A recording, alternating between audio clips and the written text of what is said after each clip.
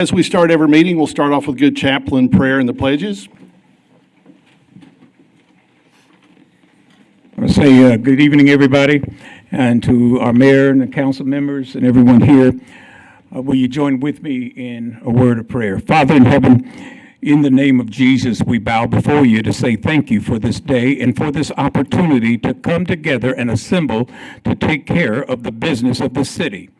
We ask you to endow the council with wisdom and knowledge and understanding that they may operate and take care of the function of the business of the city in a way that will glorify you and be edifying to the inhabitants of this city. We thank you for all the blessings you bestowed upon us. We ask you to bless our council members, our mayor, all of the elected officials, and to remember our first responders, our firefighters and police officers. We thank you for the people that are gathered here in this chamber today. And we ask for your blessing. In Jesus' name, amen and amen. Repeat after me the pledge. I pledge allegiance to the flag of the United States of America and to the republic for which it stands, one nation, under God, indivisible, with liberty and justice for all. Honor the Texas flag. I pledge allegiance to thee, Texas, one state under God, one and indivisible. Thank you. Thank you, Gary. All right.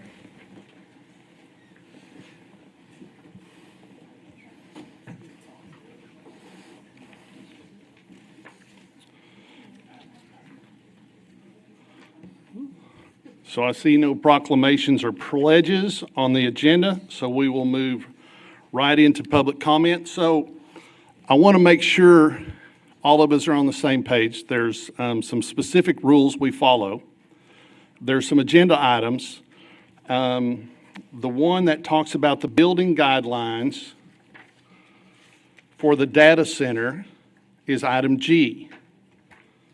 So that's a non-action item. There's not going to be a vote on that, but that allows everybody public input, and we will take public comment. But the discussions on item G are specifically for the building guidelines that somebody would want to propose for a data center project. Any other comment is public comment that needs to be done now. Is everybody good with that? Does everybody understand it? If somebody comes up on item G and they're giving an opinion about a data center and not talking about the building guidelines, it's not allowed, and we'll ask you to step back. But I just want to make sure everybody's clear on that. And you know where you sit, because I think the last time we had this discussion, people got a little confused. All right, so as we look at it, if you're talking about the building guidelines, you will have public comment on the regular agenda in item G. Otherwise, your public comment about anything comes up now. With that, I'll start off. Heather, do we have any public comment? Let me ask you, how many of you got signed up so far?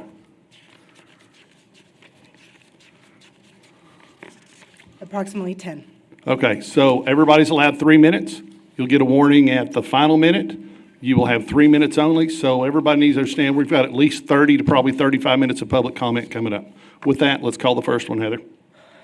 Cheryl Salvato. Cheryl Salvato. Okay. Dawn Wellen. Dawn. Let me read this, Dawn, before you start.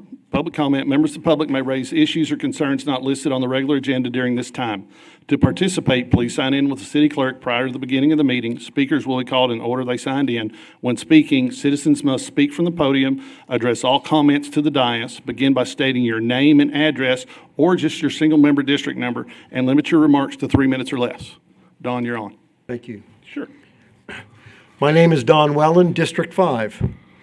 I would like for the City Council to address a letter to ICE with copies to appropriate parties. My proposed letter, subject to your edits and improvements, as follows.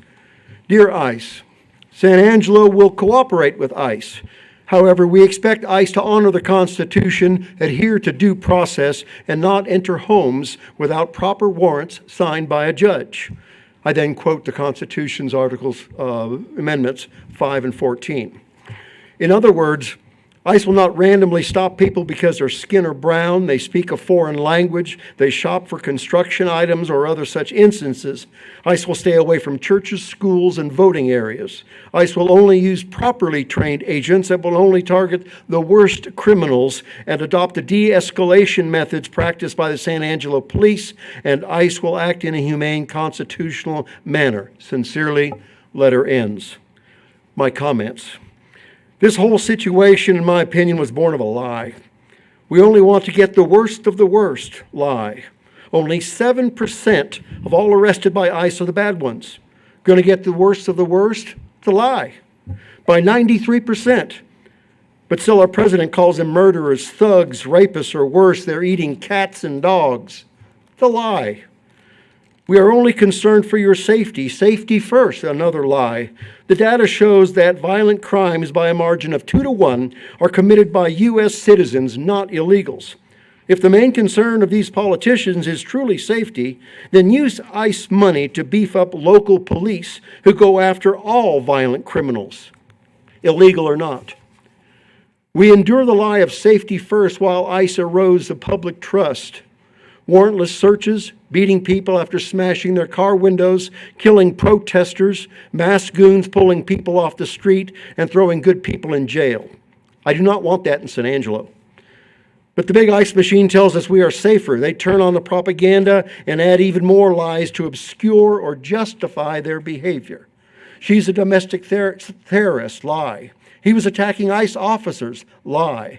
ICE agents always adhere to best practices, lie.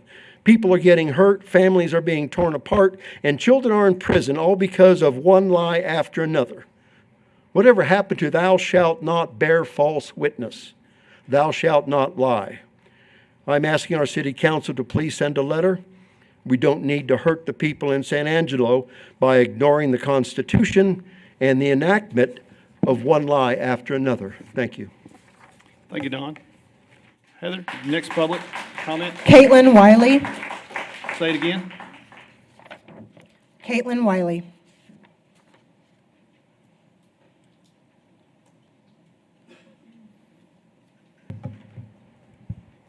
I'm Caitlin Wiley of District Number 5. Mayor and City Council members, in light of tonight's discussion later about design guidelines and conditional use processes, I would like to address why codified enforceable standards embedded in zoning offer greater long-term certainty than advisory guidance. Major infrastructure projects require long-term clarity. A Chapter 380 agreement can define economic participation, but it does not substitute for enforceable zoning limits. Brown Rock embedded key data center protections into its planned unit development strategy, a defined megawatt cap, defined building footprint and height limits, closed-loop cooling requirements, buffering and screening protections, public amendment protections. Those provisions create durable certainty. They protect residents from incremental expansion, they protect the developer from shifting expectations, and they protect the city from future disputes. By contrast, if land use guardrails are not embedded in zoning, future expansion debates become reactive and contentious. San Angelo can demonstrate responsible governance by codifying clear, enforceable limits before or alongside any incentive discussions. This approach strengthens trust, reduces friction, and stabilizes long-term expectations, and that is a prudent path forward. Thank you. Thank you, Ms. Wiley. Next. Richard Summers. Call him again. Oh, there they are. Richard Summers.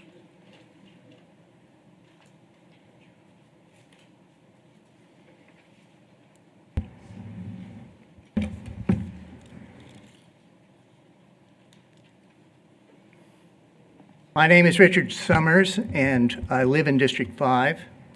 If the city is considering a Chapter 380 agreement, a state-authorized economic incentive tool used to reduce project costs, then it's reasonable to ask what reciprocal community benefits are being secured in return to the city from this developer. In other jurisdictions, large-scale data center projects receiving economic incentives included structural commitments such as workforce development partnerships with local colleges and universities, renewable energy investments, infrastructure resilience upgrades, and direct community contributions.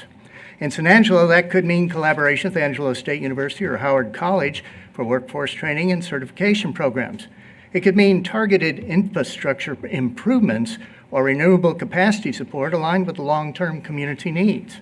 Incentives are not inherently problematic, but they should align public benefit with private benefits or with private investment.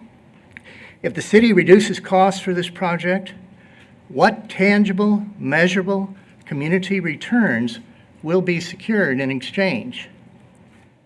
Also, at a city summit event earlier today, a San Angelo data center project spokesperson allegedly suggested that the proposed 4.5 million square foot facility would use roughly the same amount of water as 12 homes, and that diesel generators would hardly be perceptible even when a person was standing next to them.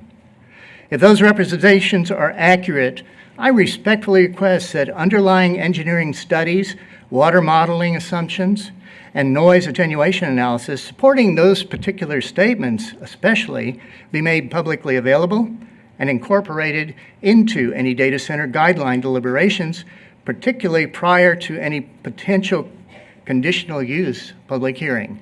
Thank you very much. Thank you, Mr. Summers. Heather, number 5.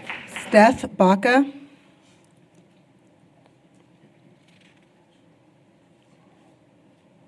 Steph Baca. Heather Wiley.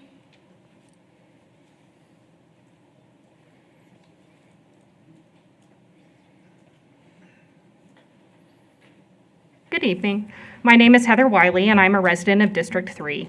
My comment concerns the Skybox data center.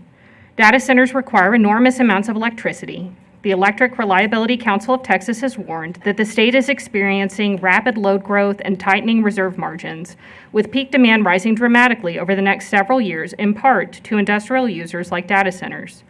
Some ERCOT projections show peak demand rising toward levels that could nearly double historic norms by 2030, just 4 years from now. There is also concern about grid demand caused by these data centers this summer. As new projects are added to the Texas grid, the scale of increase requires substantial new generation and transmission infrastructure. The World Economic Forum has noted that rapid data center growth presents significant challenges for grid stability and pricing, especially in a deregulated energy market like Texas.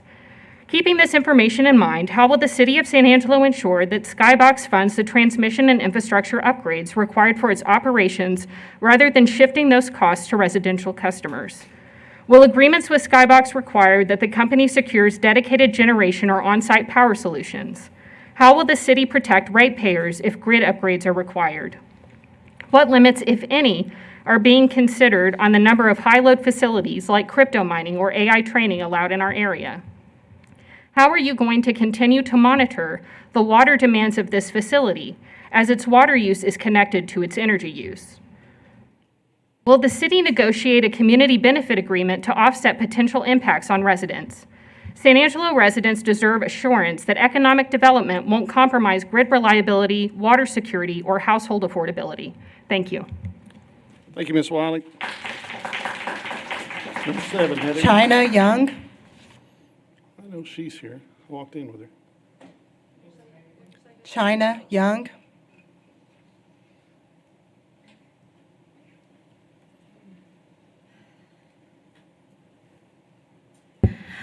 Mayor and council members, my name's China Young, and I'm a resident of single-member District 4. I'm speaking today about equal access and public trust. Since before your final vote to rezone the land for the data center on January 13th, the public has been increasingly adamant about hearing directly from representatives of Skybox data centers or affiliated development, investment, or infrastructure partners. We, the people, have been consistently shut out of those conversations. At some point in recent weeks, a colleague of mine was told that by a reputable city official that representatives of Skybox would be here tonight. once the agenda was released, we learned that we would not have access to Skybox, but rather Westwood, a consultant group. And while I look forward to hearing what Westwood has to say, I can't help but feel deceived. Another colleague of mine attended the summit, the economic summit earlier today, the one in which Mr. Michael Looney claimed that the community would be able to have access to Skybox. At our own cost, of course. My colleague that was there said that Skybox was barely even a part of that conversation, so that just felt like another dangled carrot and more deception. I ask once again how the city is ensuring that constituents have equal access to information and engagement with Skybox or any of the entities looking to capitalize on our community's resources rather than learning about developments after decisions have effectively been made outside of the appropriate direct public involvement. Transparency and fairness are essential to legitimacy, especially for projects with long-term community impact. Additionally, the City of San Angelo must begin coordinating regionally with multiple data centers, including ones in Big Spring and surrounding areas, tapping into the same aquifers that are already stressed even before these additional facilities are there to take those resources. We need to look at the impact beyond just our own community. Something to consider. The SAISD board hosts a pre-agenda workshop the week ahead of their meetings to better involve and include the community in what they discuss and what decisions they make. I've recently learned that there are city councils in Texas that use a similar formula for their city council meetings, hosting a workshop with the citizens ahead of a regular meeting. This promotes inclusion and collaboration with the citizenry. So on record, I would respectfully request that this city council adopt a similar practice so as to rebuild the public trust and reinstate what it means to be a nation and a community of the people, by the people, and for the people. Thank you so much. Thank you, China. Number 8, Jamal Schumpert. Jamal.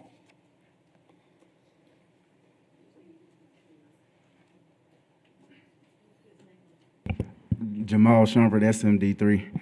I just came up here to, I guess, make a correction. Last week, I said that the pipes weren't included in the plans. They actually were. I just had to zoom in on my stuff, about 1,000, but they were included. And I also wanted to say thank you guys for having this meeting in the night. I know that people are going to fuss and say some things you don't like, but believe it or not, y'all are living up to who you said you were on the campaign, and I appreciate that a lot. Thank you again. I can't stay. I do have comments. I know you're wondering, but my son is trying out for shot put in discus this week, so I got to help him. But thank y'all. Thank you, Jamal. Number 9, Heather. Joseph Phillips.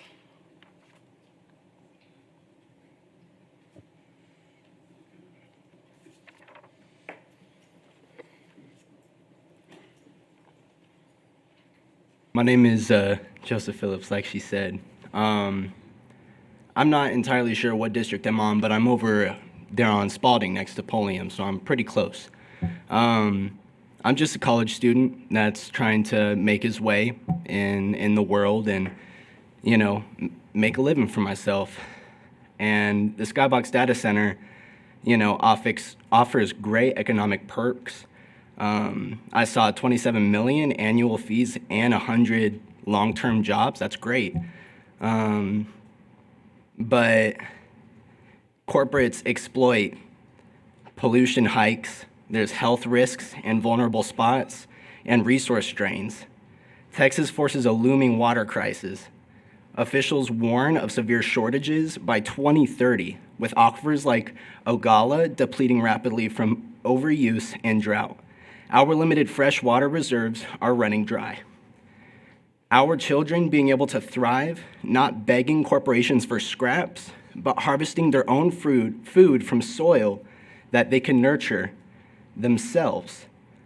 Our precious fresh water dwindles and distant giants, these corporate giants, drain what's left. We are teaching the people and our children to depend on a system that exploits us. And for what? San Angelo is a town that is beautiful because of its community and family-owned businesses. Getting this data center built will only be a quick solution that contributes to the thumb that keeps the majority in poverty. We need to play chess, not checkers. We, the people, need to reclaim our future through community-owned knowledge and skills, protecting our limited resources for generations ahead. Thank you. Thank you. Heather, number 10. Jen Jesperson. Sorry if I said that wrong. Okay.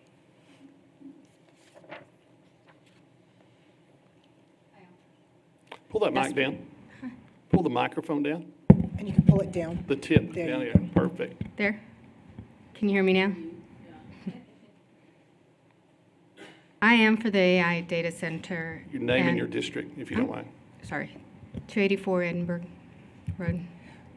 Honey, Island Road. pull the mic closer to you, and you're very soft-spoken. Thank you. How's there? Right there? Is that good? Can you hear me now? I can. I am for the data center, and there's a lot of positives with that data center coming along. And one of the reasons I wanted to speak tonight, because I hear the sentiments of, our community members, and I think those are fair points that they make, right? And I'm sure you will consider those. I work in AI every day, all day long. Every day, all day long. And I can tell you that it's coming, and it's here, and we can't be fearful of it. We got to solve for it, and we got to address those concerns behind us. But the question that I would have is, how do you round up most of us and upskill us? How do you take the workforce that's in play and get them ready, right? Because if you're over 50, you won't see the impact probably in the next, 10, 15 years. You're going to see it in the next 3 years, in the next 5 years. I think that everybody that has an iPhone or any kind of phone right now, you've been using AI. The AI's been using you, by the way, for the last 10 years. It's just now that it's front and center. So I do hope that you create and you push those larger corporations that I do think that can bring economic development to our town. And I do hope that you address those concerns. But I would look to you to say, how are you going to upskill and bring San Angelo to the 21st century, the 22nd century, because it's here. So, thank you. Thank you very much. And Jatan Giese. John?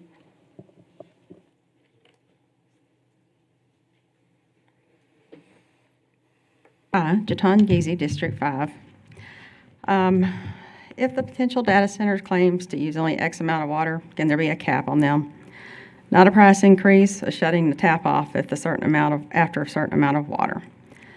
I see different state officials as recently as this month talking about water shortages still, saying that we're in a 6-year drought. We talked about the differences in the data centers and the AI processing, different water and electric use, not expanding the footprint, but instead upgrading the technology.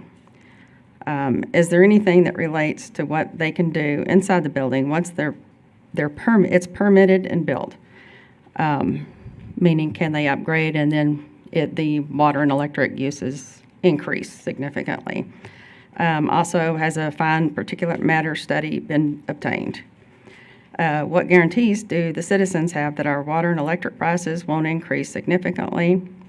The potential data center tax revenue has been touted as a reason for us to want it here.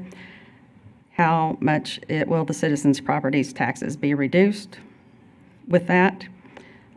Please give us information like you want us to vote on it and we get a good outcome. All right, this is a different subject.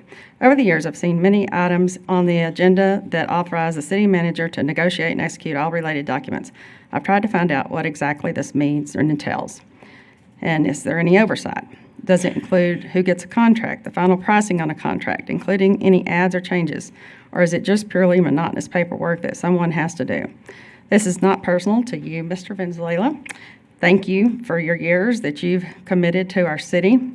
With the city manager's position being vacated this summer, I'm having a hard time seeing these items being given over to the new city manager to work out the details in award contracts when some of them may happen after we get the change made. And no time to even learn the ropes.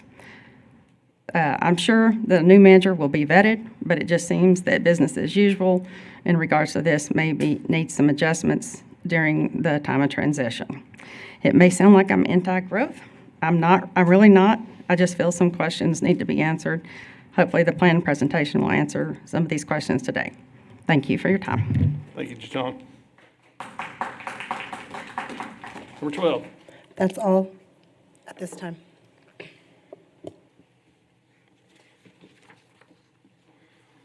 All right, so with that, we're going ahead and move into the consent agenda. We will go down here, and I will start down with Mary, and if you have any item you would like to pull. Karen? Patrick? Item F. Patrick wants to pull item F. I want to pull item C. Harry? Nothing to pull. Joe? Councilman Hebert? All right, so I'll look for a motion. I've got a first from Harry Thomas, a second from Joe Self. Is there any public comment on A, B, D, or E? Yes. Jaton Geesey for D and E. Okay, Hi, Todd Geesey, District 5. With the grants. Hardly hear you. Okay. With the grants from the state being considered, items D and E on consent agenda, what are we giving in return? This isn't just about money. I feel that privacy could be being compromised in the trade-off. is that it? Okay. Any other public comment on any of those items? All right, so we'll look for a vote. All those in favor say aye. Aye. Any opposed? When none opposed, items A, B, D, and E pass 7-0. Now we'll move to item C. Consider approving a contract with Settle Partnership DBA Verizon Wireless and its related entities for purchase of a wireless services and products under direct telephone CTSA 000 or 003 and authorizing the city manager to negotiate and execute all related documents. Bucky? Yes, sir. Enlighten what this is. I think it's really important that maybe the public hear what we're getting out of this agreement. Yeah, I really think they should. They should know. So SAPD officers currently don't have smartphones as standard issue equipment. And they've been getting by with the equipment such as iPod touches. Well, we've kind of run up against the wall with that with software updates. And after looking around for replacement devices and the cost of those, I've just decided to reach out to Verizon and see how they could help us. And they really put pencil to paper, and they're going to lower our current existing cell phone plans enough to give us 80 lines of service where our bill is going to be cheaper overall. So we're still going to get DIR pricing. They're just going to cut us, they're going to lower, give us discounts on those rates so we can afford those same lines, those 80 new lines, for actually our bill's actually going to be cheaper. Not only that, they're going to give us a credit per line so we can afford the accessories, such as the phone cases and the protective screens. But as far as, you have anything you want to add? I think it's really going to help push forward the mission of public safety. And this, to the point of Verizon, obviously they wanted to make money, and that's kind of where they started. But then when they realized they tried to source products for us that we were using, those iPod touches or any service phones without service, and they can't find them. So that's where I think it really pushes forth that mission. So now every policeman will have a phone, correct? That is correct. Right. It will be a city phone. Now, second question there is, our current program, some of the AT&T phones have a FirstNet, which gives them a priority in emergency situations, correct? Or when the bloom of a tower is full, the FirstNets have priority. Will any of these Verizons have that same priority, say we get into a mass event? Yes, sir. Verizon has their own flavor of FirstNet. It's a priority service to first responders. Sweet. All right. With that, that's answered my questions. Anybody else have any questions? I'll make a motion to approve. Can I get a second? I got a second from Karen, first from me. Any public comment on item C? None. All right, with all that, take a vote. All those in favor say aye. Any opposed? Item C carries 7-0. All right, we'll move to item F. Consider renewing a memorandum of understanding with the Bureau of Reclamation and Texas Parks and Wildlife for the management of public hunting at the Twin Buttes Reservoir and authorizing city manager to negotiate and execute all related documents. Carl White, you're on. Yes, sir. Do you have any questions? There we go. Hey, Carl. How long is the memorandum, and then what has been your feedback from it? And do you think it's been a good benefit to the city to have them handle that? Yes, we've had this in place since 2016. We had a 5-year MOU, and then we renewed it for another 5 years. So it's about to expire at the end of March. To be honest, this has been a perfect situation for us.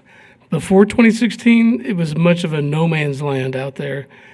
Game wardens would go out there periodically to patrol, and our city police force wasn't sure they could enforce ordinances out there because it's not even in the ETJ, that property.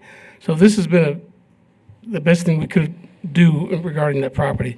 So under this, the properties will be managed under Texas Parks and Wildlife Department under their public hunting lands program. So people who do want to go out there to do recreation can get a general access permit. It's very affordable for the year. I think it's less than $20. They can get a all access permit. With the general access lets them go out there and fish and do the trails. The full access allows them to do hunting out there, and there's different areas for different kinds of hunting. The game warden, so TPWD and the game wardens patrol the area. They enforce laws out there. It's been a great situation for us. I was also told it's helped kind of keep it clean and looks good out there, and a lot of people are able to use it and not leave trash around and just dump stuff out there. Yes. Has that been your... It still happens, but it's a much better situation than it used to be. And they also go out there and do some controlled burnings, clear some areas around the fence to keep the fire spreading if it does out there. So it's been a great arrangement for the city. Good. That's all I've got. I move to approve. Nobody else has questions? So I've got a first from Patrick. I need a second. We'll give a second to Karen. Any public comment on item F, Heather? None. With none, we'll take a vote. All those in favor say aye. Aye. Any opposed? Item F carries 7-0. That will conclude the consent agenda. We'll move into regular agenda. Comments regarding the items on the regular agenda may be made by the public when each item is discussed as outlined above. To participate, please sign in with the city clerk prior to the beginning of the meeting. Speakers will be called in the order they signed in. Comments are limited to less than 3 minutes. Applicants, proponents, and appellants are exempt from the time limit above and instead must limit their remarks to less than 5 minutes. We'll move to item A. Consider approving TIRZ incentive requests for 3 South TIRZ private projects totaling $275,000. Item 1, 402 West Beauregard. Item 2, 421 West Tuig. Item 3, 40 West Tuig. Presentation by Planning and Development Services Director Aaron Vanoy. Thank you. Good evening, Mayor, City Manager, and City Council. Aaron Vanoy, Planning and Development Services Director. Our first item is recommendations for funding in the South TIRZ District. We had 3 applicants this cycle, 402 West Beauregard, 421 West Tuig, and 40 West Tuig.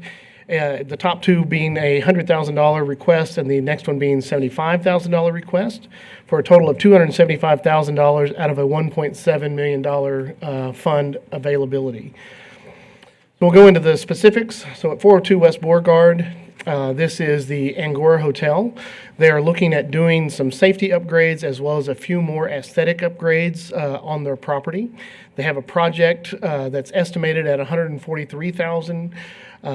Their proposed match being more than the 25% of the 43.9 and the funding request of the 100,000. So they're going to do some egress, landscaping, parking lot resurface, and signage.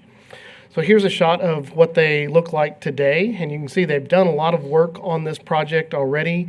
They did receive some TIRZ funding in the past for some items, but they continue to want to keep the property looking good and continuing to move in the right direction. You can see they're going to add some signage here for some of the cross streets so they can be seen a little bit more as people are traveling around in the downtown. They are going to upgrade some of the sidewalks and the landscape areas around here. You can see this is on the side where Beauregard is, as well as here on Beauregard to help the parking lot just a little bit.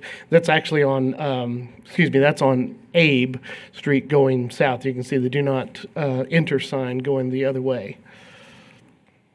They also have this safety item that they want to help fix for the fire marshal is the egress. The stairs are a little narrow. They're also a little older, and so they're going to come back with the appropriate size stairs and get that fixed as well. So that's going to be a great addition for their hotel. Next one is 421 West Tuig. Again, a project cost of $130,000 with a proposed match of $30,000 with a funding request of $100,000. So they do meet their 25% match. They're looking at some paving, some fencing, landscaping, window repair, and historic preservation.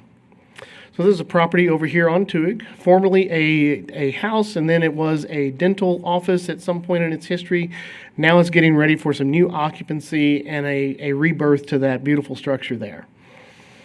They are going to add a wider driveway here at the front. We've already talked about the tree there. If it has to leave, they are going to plant another tree in the same area so that they don't lose the tree. But they are going to widen that so that they have a little bit more parking in the front. You can see on the overhead here, they actually do have a little bit of parking here in the back, I believe.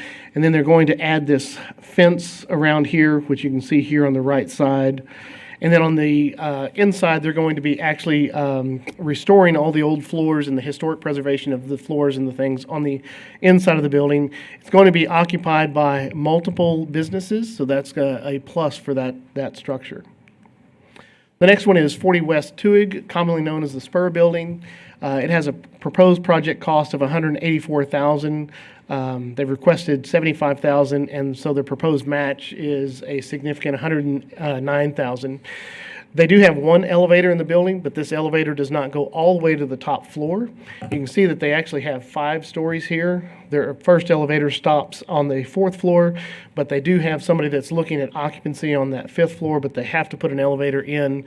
As you know, about 3 years ago, the TIRZ board and city council added ADA items to their list as being very high, and so our TIRZ board took that into consideration and did recommend funding for that.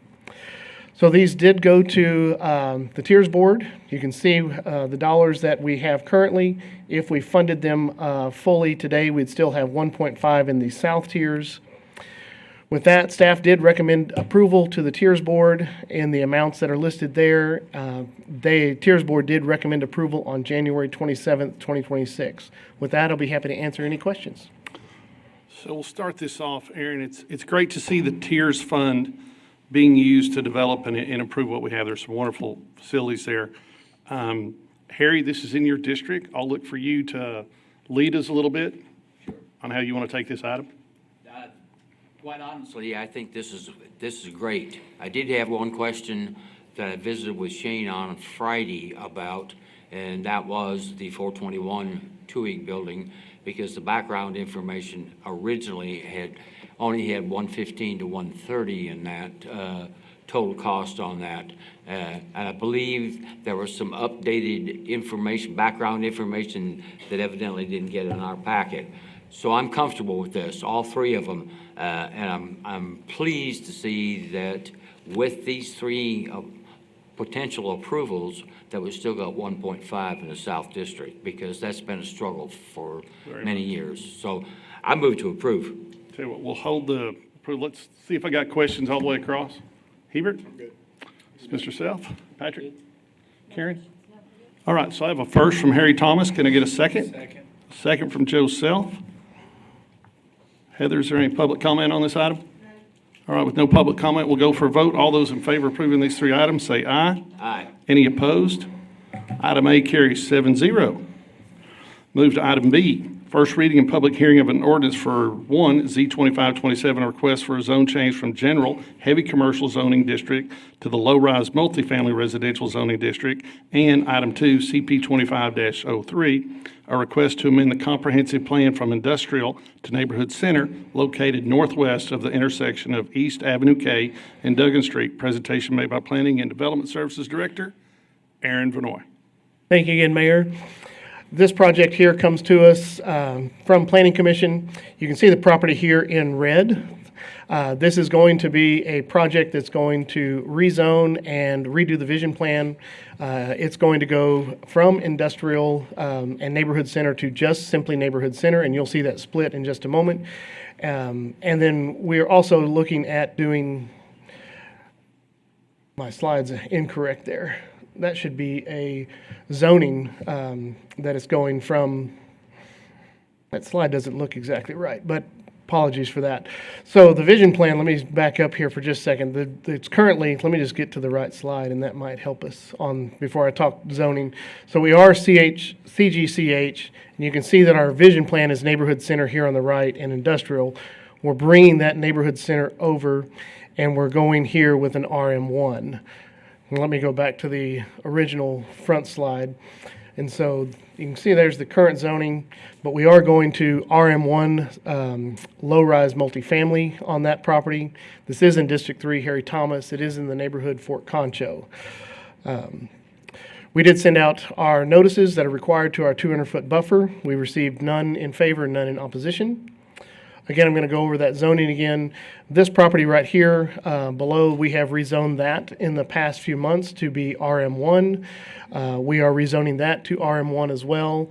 And you can see this has all been general commercial, heavy commercial, but some of the properties haven't developed that way. We believe RM1 is a good buffer between some of the traditional two-family residential.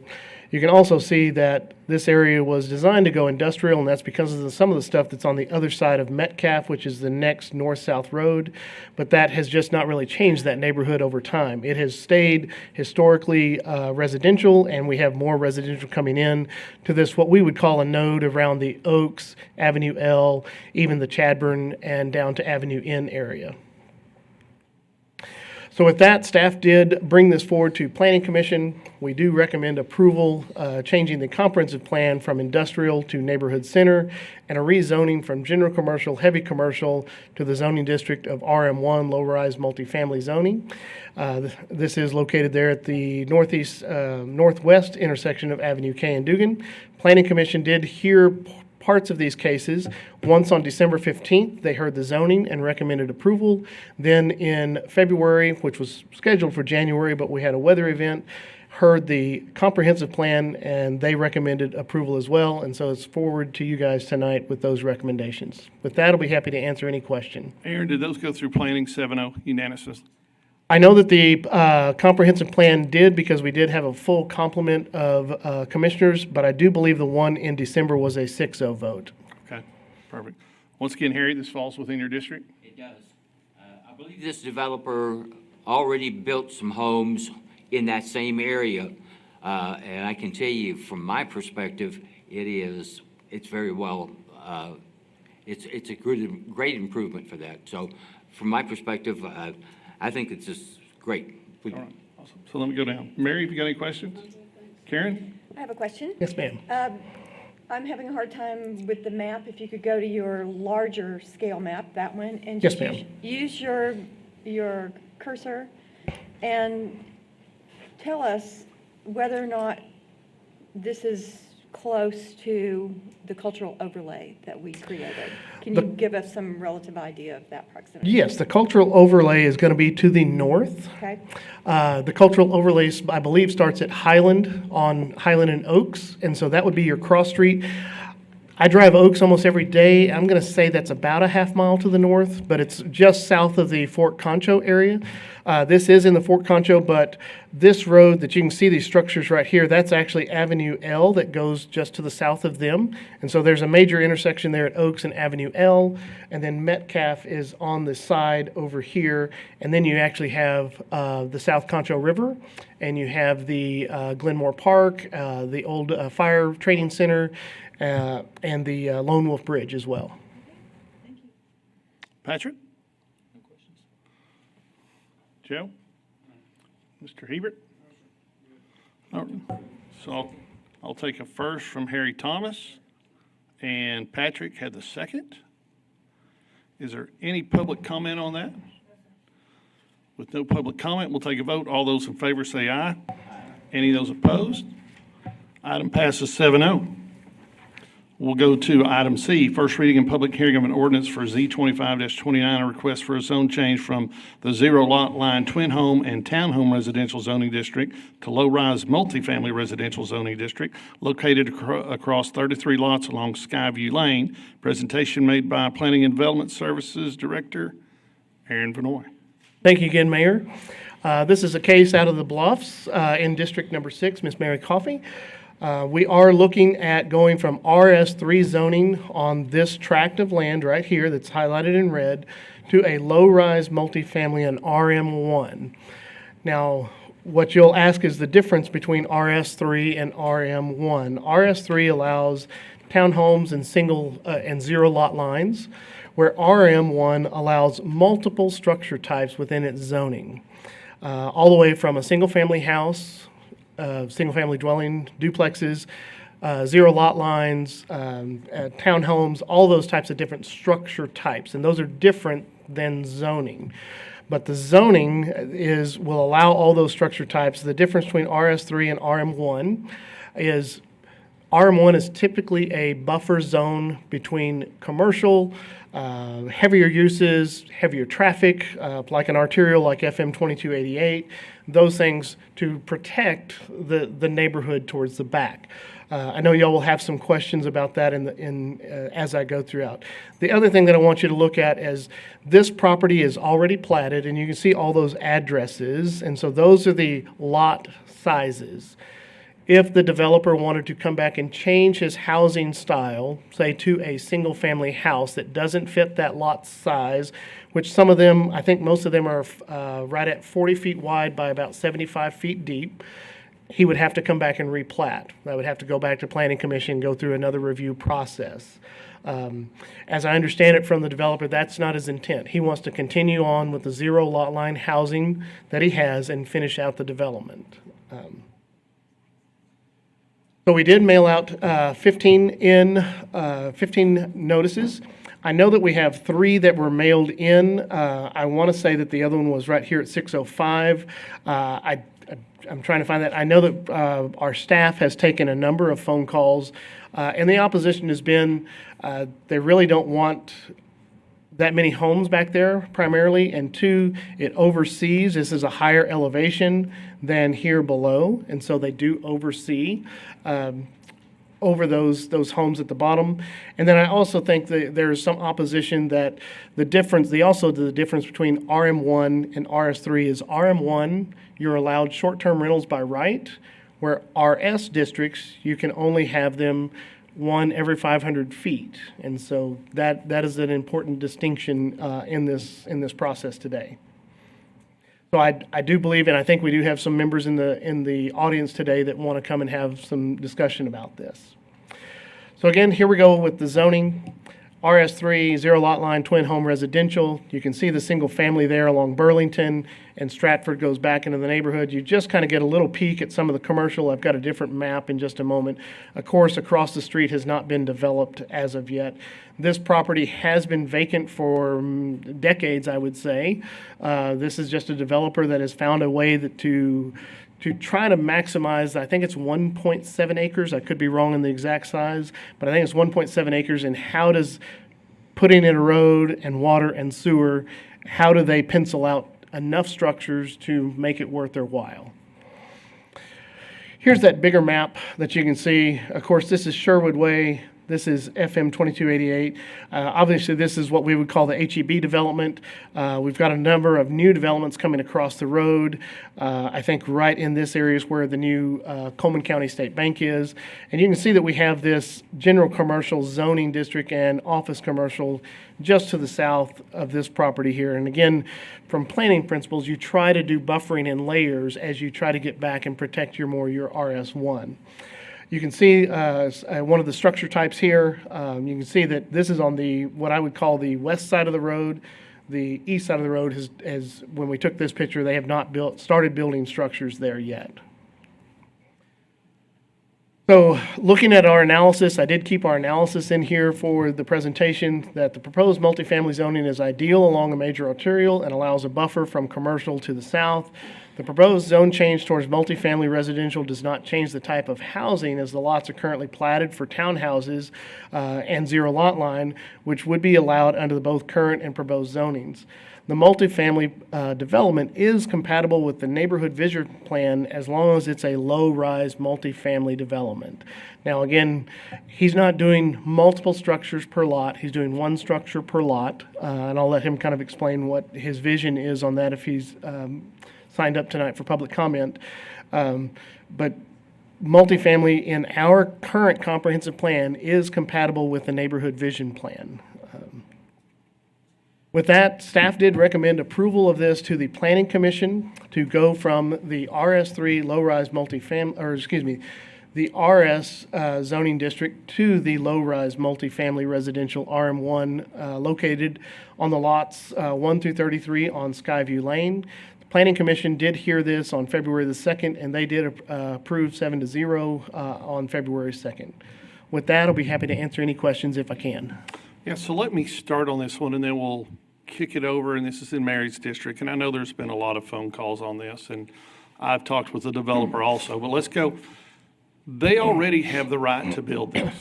Correct, they have the right to There's- build. We're not stopping the build here. Correct. The question is if we change the zoning, will they be allowed STRs?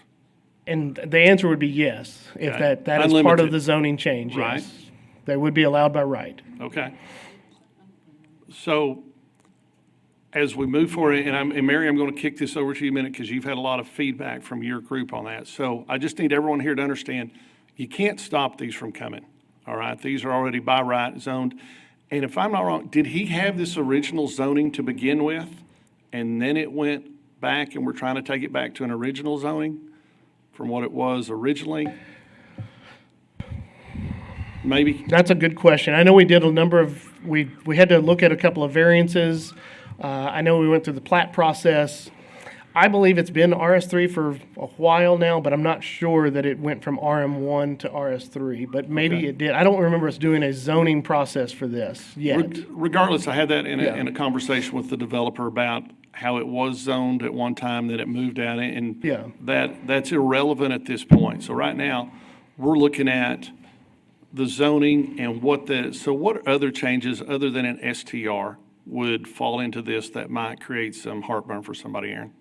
Well, only if the developer chose to change his development style, meaning that houses that have not been developed yet, he comes back with a plat and maybe combines lots, and there's no real reason to do that, but combines lots together into one large lot and puts multiple structures per one lot, almost like a low-rise, like a small apartment complex, if you would. That's certainly not their intention at this time. Now, the zoning would allow that in the future, whether he owned it or not. But that's really the differences between the zoning districts are. That's an anomaly we have in our zoning ordinance, that we have this catch-all in RM1 that allows multiple structure types. That's a challenge that we have all the time. We also, 2 years ago, said that, all right, if you're RS, you wouldn't be allowed a short-term rental by right. You'd go through a conditional use process. If you're RM or commercial, you would be allowed to have short-term rentals by right.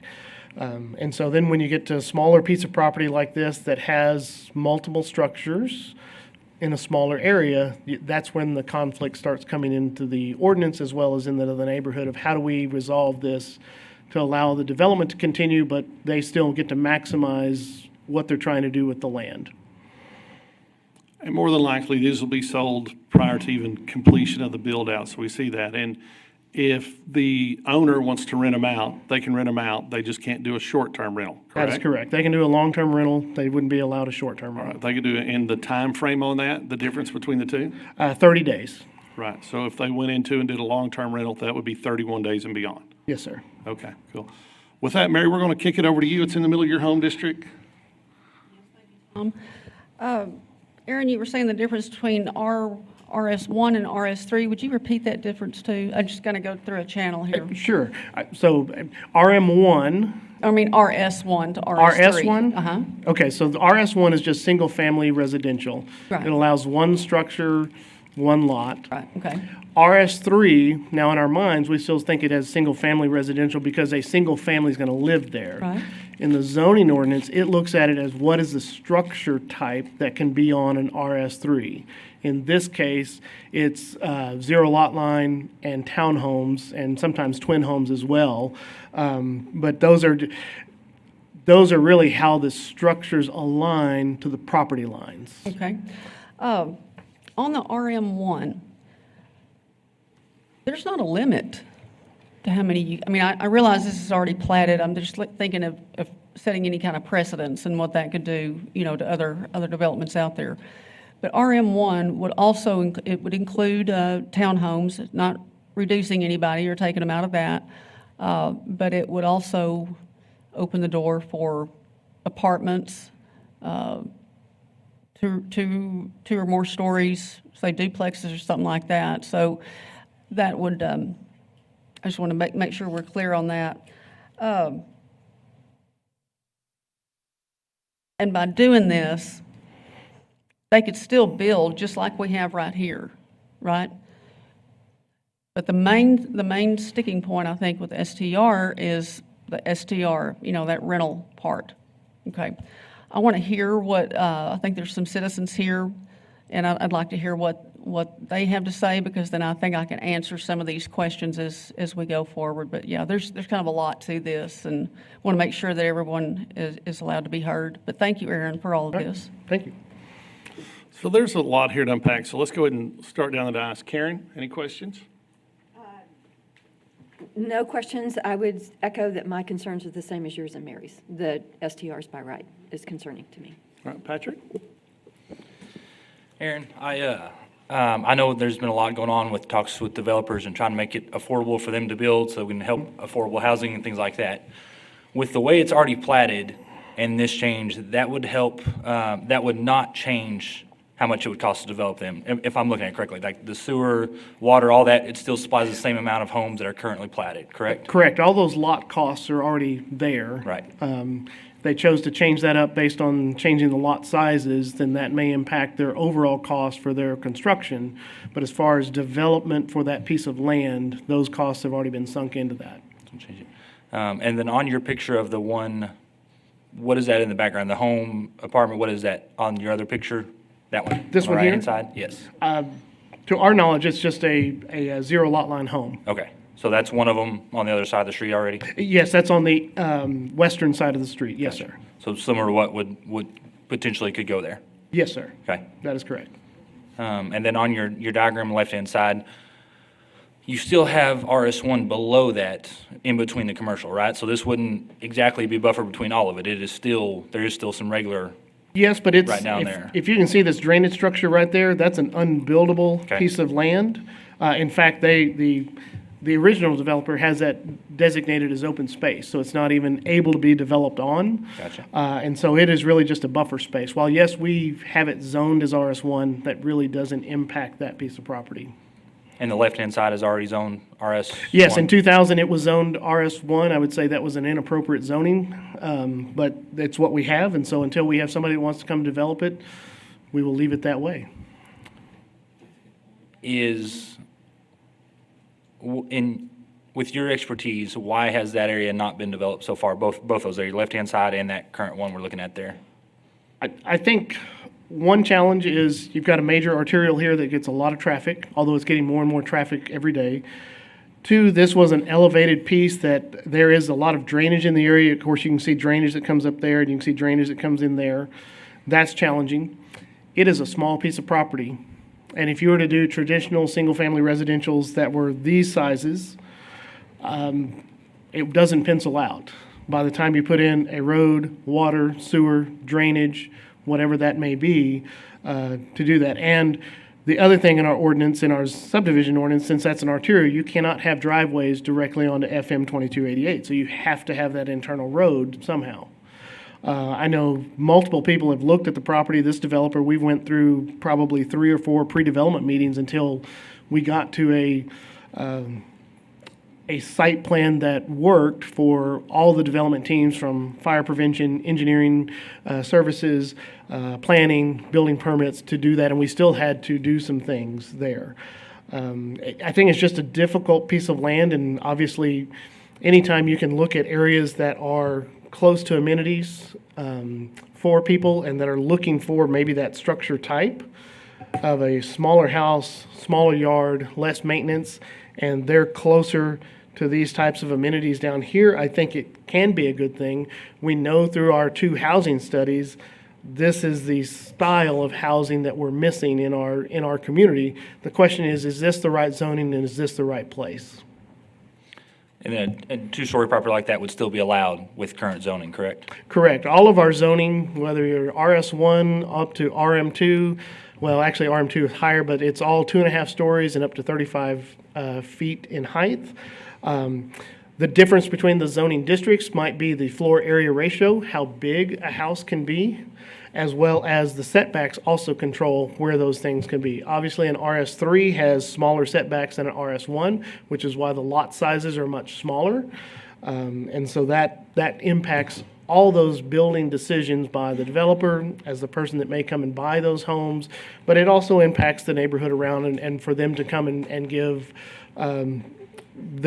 what their thoughts are as well. I mean, that's why we have the open public meetings for this. Okay. I'm all for affordable housing. I think what he's done in other areas has been great for that. To me, he can keep it more affordable by keeping it zoned as is and not trying to rezone it to where STRs can be allowed. That would actually drive up prices instead of keeping them affordable. That's all I've got. Roll down. Harry? Well, I'll echo some of the comments that Mary and Karen said. I'm a little concerned with the number of homes in here that are allowed by right to possibly be a rental. I think affordable housing, and I'll agree with Patrick, we need more affordable housing in this. The economic conference that we went to this morning, we talked about that. I think the challenge really is if we allow this to go in on an RM1 situation, how many of these lots will end up being rentals? And will that impact the rest of the neighborhood? So my question for you, Aaron, would be, how long would it take? You've already said that the RM1 is a catch-all. How long would it take you and your staff to come back to this particular group with different zonings that would fit between RS3 and RM1 as of today? Well, we have a development team that's already working on that, as well as with the development task force. We anticipate this late spring that we'll be having a potential joint meeting with City Council and Planning Commission to address some of those, that we would be creating some additional RS districts that would allow smaller sizes and things like that. And so that would also look at the RM1 zoning of what structure types would we not allow in RM1. So it truly is a low-rise multifamily structure type. We would move those maybe to an RS structure type. And so we plan on doing that here this late spring. All right, thank you.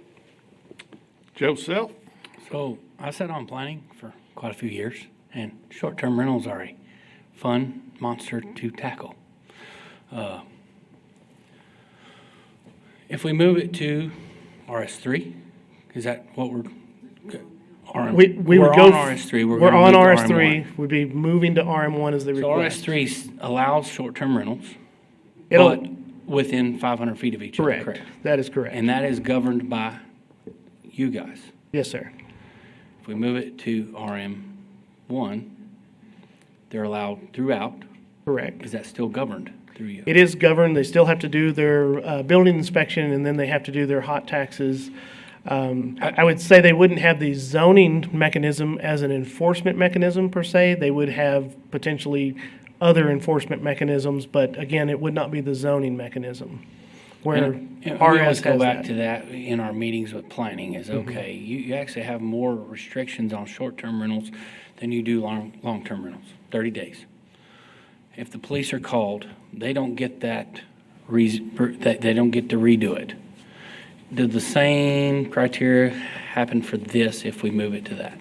Does that make sense? It does not. There's Okay. not a way to revoke that Okay. through a zoning mechanism. It's just short-term's allowed because it's in that. Yes, and Okay. I don't want to misspeak, Brandon, but I don't think there's anything else that zoning-wise. You can't take it away from a hotel, which is the Right. same type Correct. of. Yeah, it would be a code enforcement. essentially, Correct. If you had Yes, sir. noise or whatever it might be. That's one of the wonderful things about short-term rentals is you can revoke it in the RS1 or RS3. But, okay, I just wanted to. Yes, sir. Double check that. Thank you. Councilman Hebert. Aaron, let's talk about parking. Yes. We haven't gone down that path yet. What is the requirement for parking in its current zoning classification of RS3? I believe RS3, you're allowed, it's basically 2 parking spaces, and those have to be 9 by 18 on your private property. And so, say a structure like this, if it has a garage that, and maybe it's a 1-car garage, that counts as 1 space, and then if you have a driveway that's does not encroach in the, and I say encroach, but the vehicle wouldn't encroach into the right-of-way when it's parked there, then that also counts. So these would need 2 parking spaces on private property. As it exists currently? Yes. If it were changed to RM1, do the parking requirements change? To RM1, they do change down to 1.5 parking spaces. However, if it's a short-term rental, they're required 2 parking spaces, no matter what. And that's kind of, again, an anomaly within our zoning ordinance where we drew a line at RS districts, conditional use, RM districts allowed by right. We have kind of a parking anomaly there of, well, you must show 2 parking spaces every time you come in there. Now, everybody's thinking in the back of their head, if there's not a process for them to come and check, do you have 2 parking spaces? Where's the recourse on that? And so we recognize that as an issue within our ordinance, and that's something else that we're going to be bringing forward later this spring. In a worst-case scenario, and this is, I'll say, a possibility, I'm not sure it's a high probability, but nonetheless a possibility. I could see if there are, if my memory is correct, there could be as many, if it were changed to RM1, there could be as many as 33 alleged STRs there. I could see if those were all rented at one time, there might not be enough parking either for the structure itself, the 1.5, much less 2, but then we're starting to spill parking onto, in my opinion, possibly onto Stratford there. Which, have we had any comment from any of our public safety entities with respect to the parking, the possibility of that spilling over onto Stratford? The short answer is no, we've not had any comment. The longer answer is I'm not sure that we've fully considered what is there, if there is spillover parking from a public safety standpoint. So I do see your concerns there for sure, but I would say I wouldn't put that on them for not saying that. I would say we probably didn't ask that in one of our Wednesday meetings of, hey, this rezoning is coming forward. If every one of these became an STR and we've got to add all these vehicles somewhere, is that a consideration? Is that a concern for anyone? I don't think we've asked that question. Fair enough.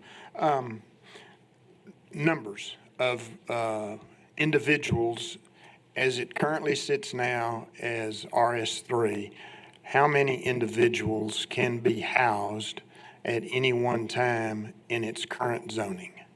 I believe our ordinance reads as 6 unrelated adults or a family unit. I think that comes down to how many they have in their family and what the size of the structures are. But our zoning ordinance talks about 6 unrelated adults. You can't go over that number. If it were to go to RM1 and these were several or maybe more than several were to become STRs, what kind of requirements do we have on number of individuals in the house if it's an STR?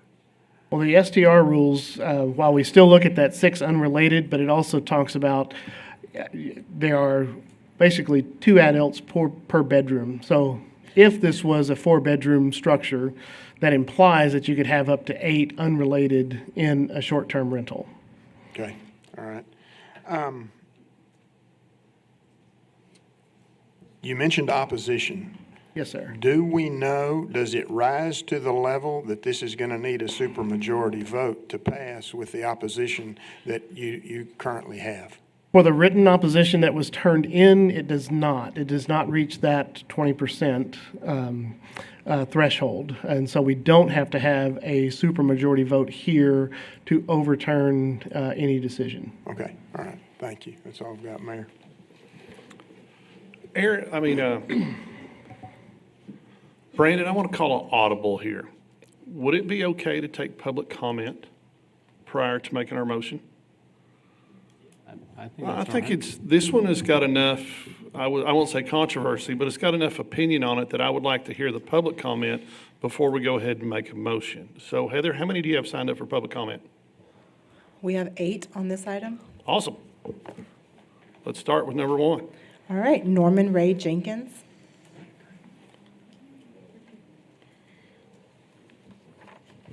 I didn't ask her. Y'all good with that? Yeah. Yeah, and I'll tell you why later, but it would. Sometimes it works.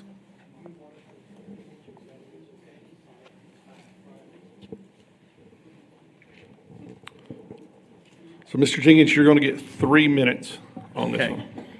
My name is Norman Jenkins. I live at 6029 Kingsbridge Drive, which is in number 6. I've lived in that home for 25 plus years. We looked at a lot of areas before we moved into that particular house, had it built. We selected that area because of its location within the city. We looked at all of the other available areas around the city and found the Bluffs to be best, primarily because it was nice homes. It was single-family dwellings. There were numerous types of lots available at that time. Now there are very few lots available. Some of them are owned by private individuals who bought them just to keep somebody else from building something that they didn't want next to them. Therefore, we do not want to allow some type of a zoning change that would open up the gates to allow people to change the lots or the homes in the upper bluffs to allow short-term rentals. Don't want to have Airbnbs, and we don't want housing up there that has multiple families living in one single-family dwelling. Right now, when I moved there, most of the people in our area were my age. Looking at are already retired, since some of those have left because of age, health, or passing away. A number of families have moved in that have children, so the demographics of the upper bluffs is changing as we go. Most everybody there is family oriented. We do not need to have a bunch of people moving in and out as a rental property. We enjoy seeing the people that we have on a regular basis. We have a very low crime rate. We have very low pet problems. And if we have a lot of people moving in and moving out on a regular basis, we think it would be detrimental to our homes, our safety, and what has become a very stable, loving neighborhood. I wish that we had had more time and to allow... Mr. Jenkins, thank you, sir. Okay, thank you. You bet. Heather, number 2. Steve Hampton.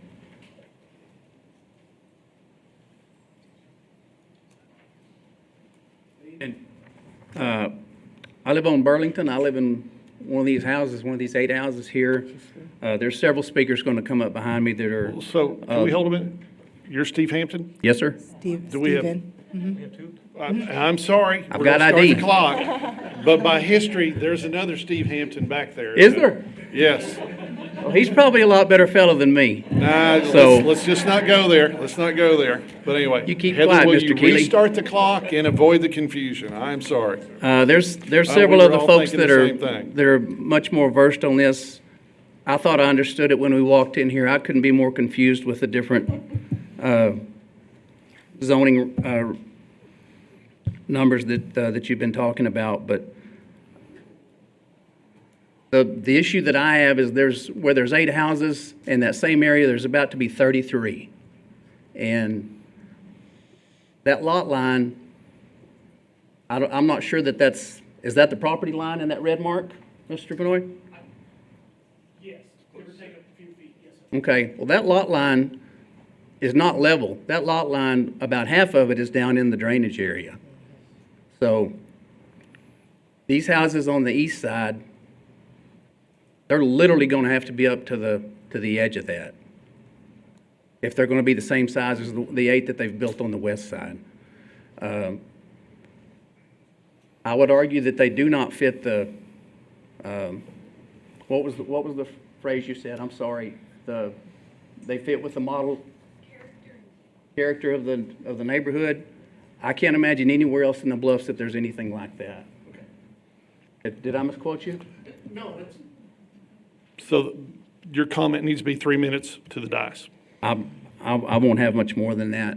The road this is really not even probably relative to that, but the new road that's put in from Stratford to where Skyline, is that what it is?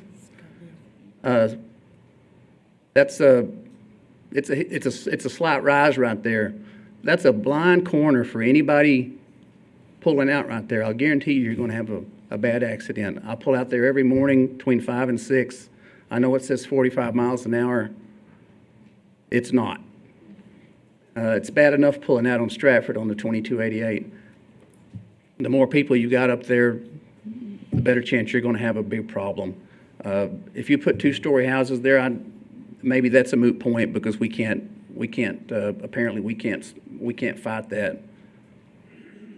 I've walked up there and looked. I've been up in the ones that they've built. I can literally see right into my living room window from these houses. So I can't imagine anybody up here would be in favor of this if they were going to build it behind your house. So I'll defer the rest of my comments to these other gentlemen. Thank you, Mr. Hampton. Heather, number 3. David Duncan. Yes, sir. My name is David Duncan. I live out in the Bluffs. And I need to apologize first. I don't hear very well, so if I repeat what somebody else has said, I hope you'll just let me talk and, my understanding is there are 2 ways you can get a short-term rental.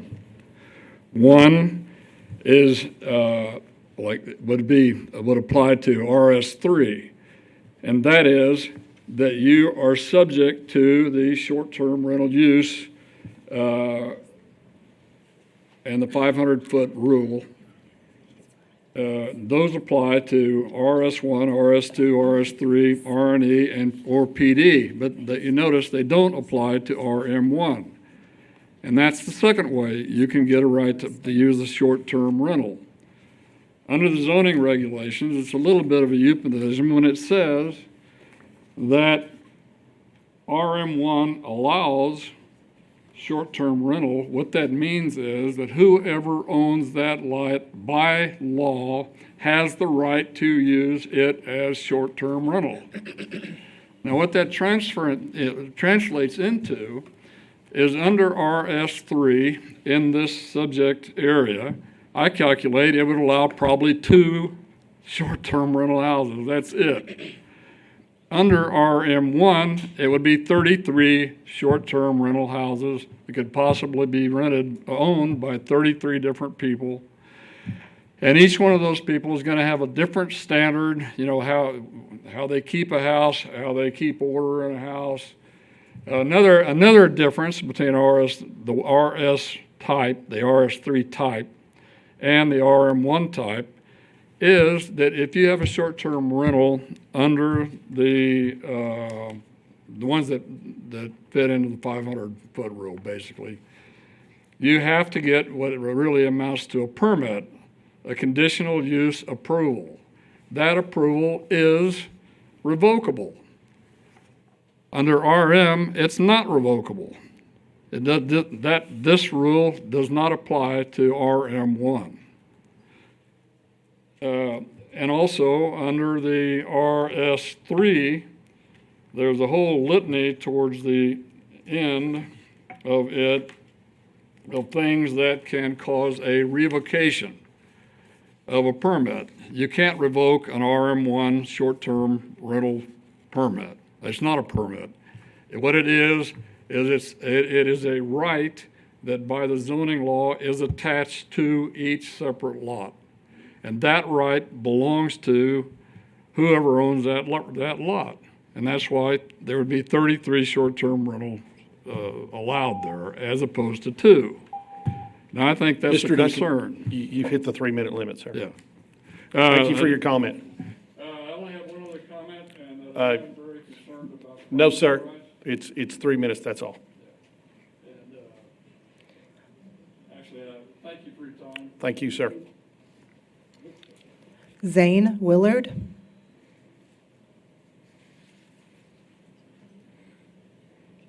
Mr. Willard. Can you confirm if you're the applicant? Are you the applicant on this item? I am, yes, ma'am. Thank you. As the applicant, he'll have 5 minutes. He's got 5. And I only have 3 minutes, so I better talk fast. So 5, okay.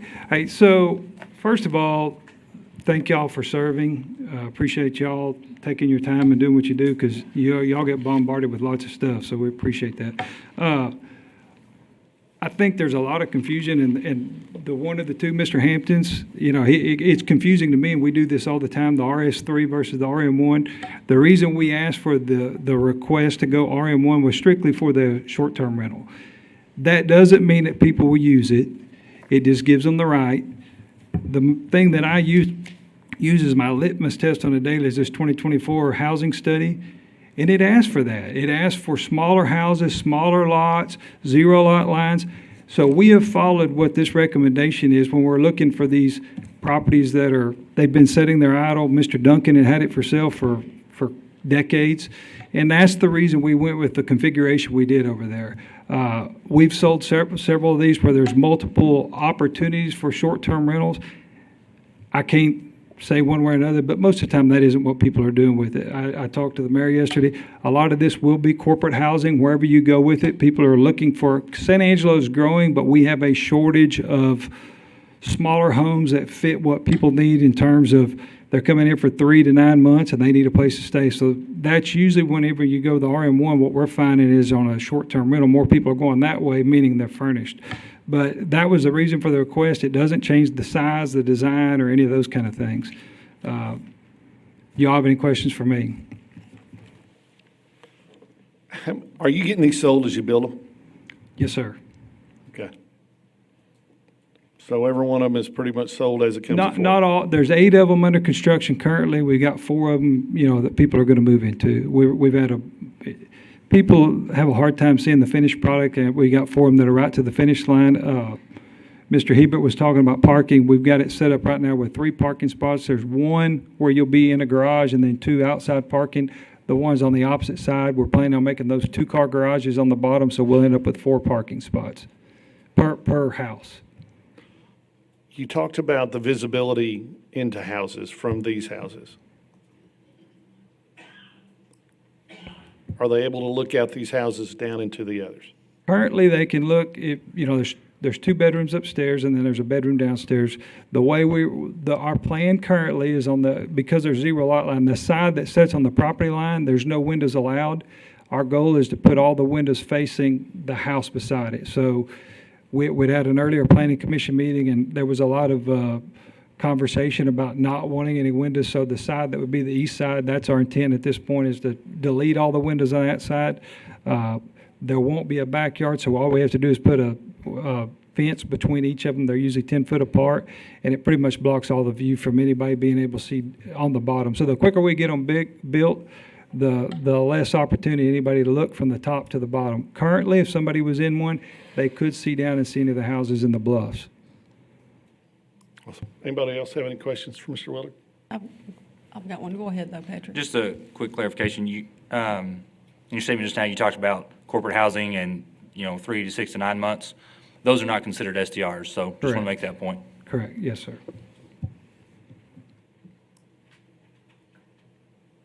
Zane, are any of these on the new ones, they're going to have like a little side yard? It's not, the house isn't like in the middle of it, but they'll have a little portion of yard. On a zero lot line, the yard is always on the side. So between, one of them sits on the property line, and then you have the 10 foot from the house to the, how's the best way to describe this, Aaron? So one of them sits on the property line. That's the side that won't have windows. And then in this case, the front door is 10 foot away on the next house. And so your yard, instead of being in front or in the back, it's on the side. But that side yard, would you be able to still stand there in that side yard and look over onto Burlington? No. So where's it going to be? Well, the garage is in the front. The window's right there on the side. So that's pointing out. Burlington is, where's Burlington at? Down here? Burlington is Yeah, east of- Burlington's over there.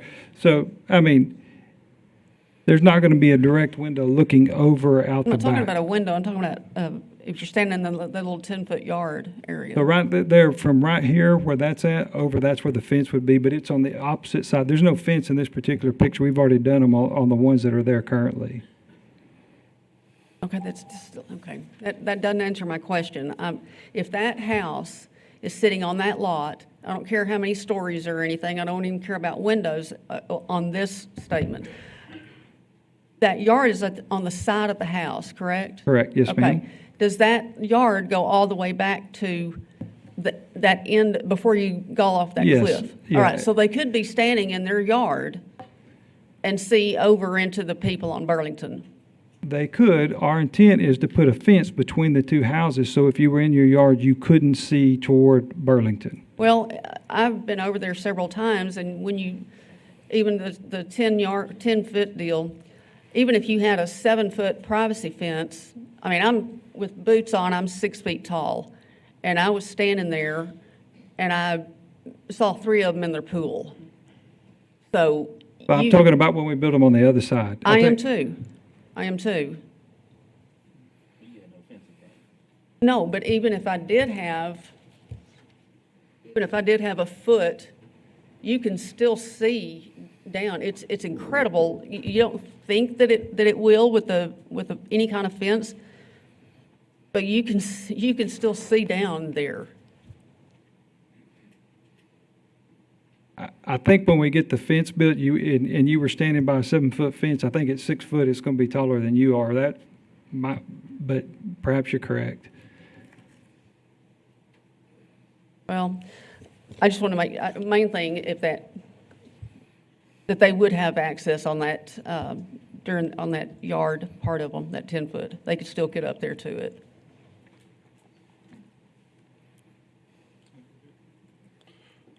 So to follow up a little bit on what Mary brought, and the reason you get to continue, Zane, is because we have engaged you and as appellate to continue this conversation.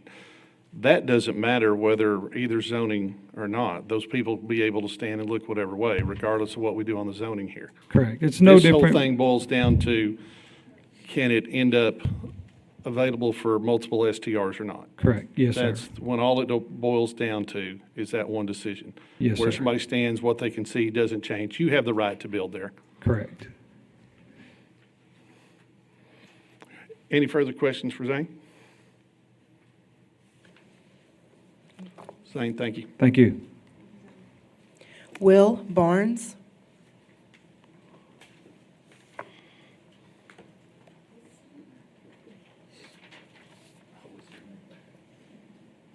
Hello, I'm Will Barnes, single member District 1, and I am for them as a realtor.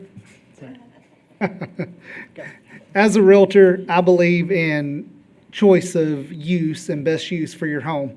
I do totally understand if you're in a neighborhood and you're all combined and in a smaller or group setting like this, they're up on a hill and on the fence, the side yard, like this home is on the opposite side of where Burlington is. So the other home's going to be across from it. So when the other homes get across, you're not going to look out your front and see over. And when you have a side yard, I mean, if you stand up on the fence railing, you can look over at that time. But the whole purpose is, I believe it lets people have choice, and it gives people the right to make sure if times get tough and there has to be something done, it gives them the flexibility to make the best use.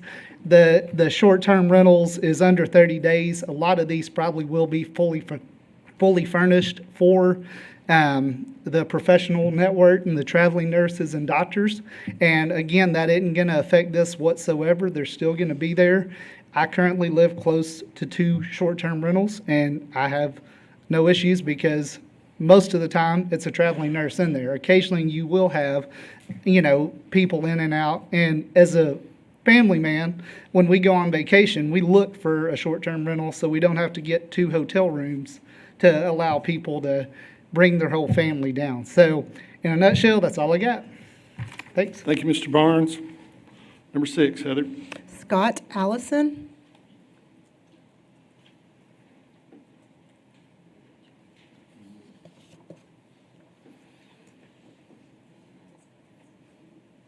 My name's Scott Allison. I've had the opportunity to help our community and enjoy our community for over 40 years in the residential real estate division. And one thing I've learned is we don't tell the market what to do. The market tells us what to do. So in total transparency, no matter who can build what, where, how, the reason that we're asking for this is for the short-term rentals. When I sat on the planning commission years ago, they didn't even exist. Things change. It's here. The market's telling us we got to do it. That's why we're here. But I do want to make one point of clarification, and I'm always worried about overseeing the fence. I live in Bentwood. You know what they did next door to me? They built a 2-story house. Guess what they look into? My backyard. And on any single residential lot in San Angelo, Texas, as long as it's a big enough lot, you can build a 2-story house. If you build a 2-story house, you can look in your neighbor's backyard. So anyway, but thank y'all for your consideration. And I understand everybody's point of view on it, but the market is what told us to come ask for y'all to do this. Thanks. Thank you, Mr. Allison. Number 7, Heather. Shelley Sturgeon.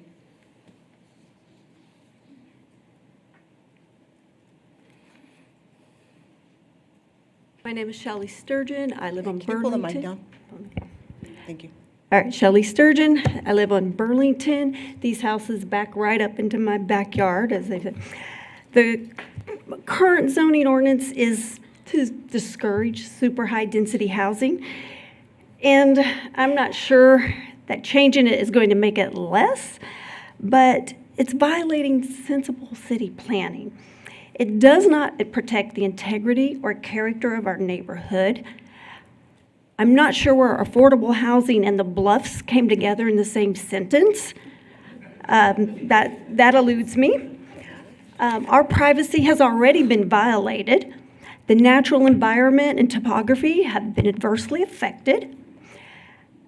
The homeowners are entitled to what's called quiet enjoyment of our land.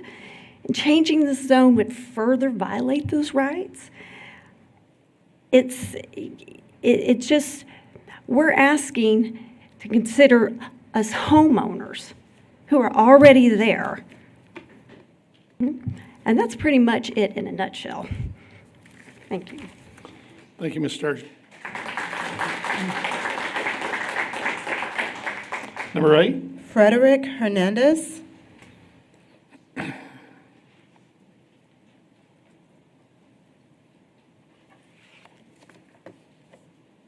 Mayor Thompson, council members, fairly new to the San Angelo area, bought our home a little over 2 years ago. we bought in the Burlington area specifically for the privacy. Some of these notices, I have not ever received any of it. It may be because I'm unlisted, but I was not provided, or my wife and I were not provided due process in that regard. I do want to talk about, as soon as this started going up, we did put our house up for sale. Just about everybody who came to look at our house was very concerned about what was building in the back. And nevertheless, we did not sell it, and we've taken the house off the market at this time. The other thing I wanted to mention was that it has totally destroyed any privacy that we had. If you have not been there yourself, this picture, it looks like you have some type of vast open area. It is a tight area. And if you listen to the individual that was speaking earlier, if you listen to his words about maximizing these zero lot lines, they're trying to fit in as much as they can in an area that really, if you look at it, it's going to be very crowded. That FM 2288, the traffic does go by pretty quick, especially when it gets dark. There's not going to be, if they're going to have multiple individuals living in any of these houses, that's a potential of having multiple vehicles.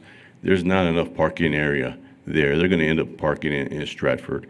And folks coming off FM 2288 onto Stratford, they're typically, especially at night, they're not coming off that road under the speed limit.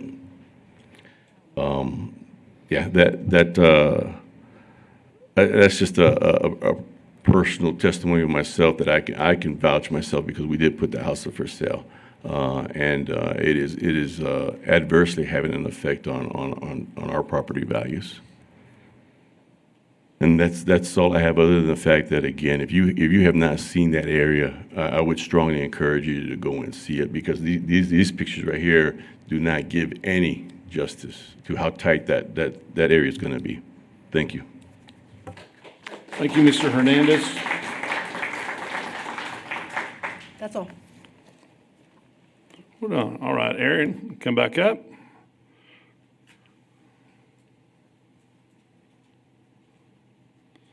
All right, Aaron, so we've heard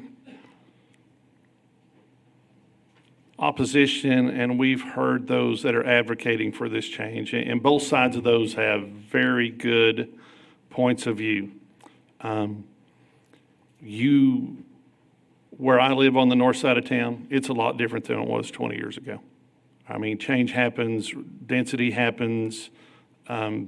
I don't think any of us here are naive enough to think that what we buy is going to protect us forever. We get that, but we do have a right to voice our opinion and move forward. Are there any further questions on the dais for Aaron? So Aaron, if I understand this right, planning approved this 7-0? Yes, sir. Okay, in favor of changing the zoning. Yes, sir. With that, I'm gonna make a motion to approve as presented, to make the first motion, because I don't want anybody to have to take this one. I don't know, this is a big decision. And I'm gonna make the first motion. Can I ask him a quick question? Sure. Aaron, on Planning Commission, Yes, sir. were they fully aware of the STR difference? Was that discussed in Yes. depth? Okay, It was. thank you. Okay, well, I just want to go back just a while a bit, and I don't want to accuse it, we're going on the record. We try not to come back and make comments after the motion. And so when I ask, if anybody got anything left to roll, let's go ahead and roll with it. Mary, go ahead. Yeah, thank you, Tom. I do understand the need for affordable housing, and you see that all over San Angelo. I think this is a case of just because you can, should you? You know, and this area, while I know growth happens, change happens, it's inevitable. The fact that Mr. Willard can go ahead and build those other 33 homes, they can still go. We're not knocking everybody out of making a living or anything like that, not trying to shut down construction. It's the short-term rental aspect that has everybody so up in arms. While this works in many other areas, other subdivisions and what have you, it does not fit with the bluffs. And I've talked to numerous people, not just on Burlington, but just all around. It changes the complex of the development. It changes the complex for everyone that already has established homes. But I just wanted to make that statement. Thank you, Aaron, for this was a great presentation, and you had a lot of detail in it, and it took some time, so I really appreciate that. Thank you. Is everybody completed with their comments for Aaron? All right, we have a first on the floor that I had made. Do I have a second? I have a second from Harry Thomas. We're going to take these votes one by one as we come across. Is that all right, Brandon? All right, so we'll start with you, Mary. In favor of the item as presented, say yay. If you're opposed, say nay. Nay. Got a nay. Karen? Nay. Patrick? Nay. I am a yay. Harry? I'm going to be yay. Okay. Joe? Nay. Nay. Hebert? Nay. Nay. Item fails 5-2.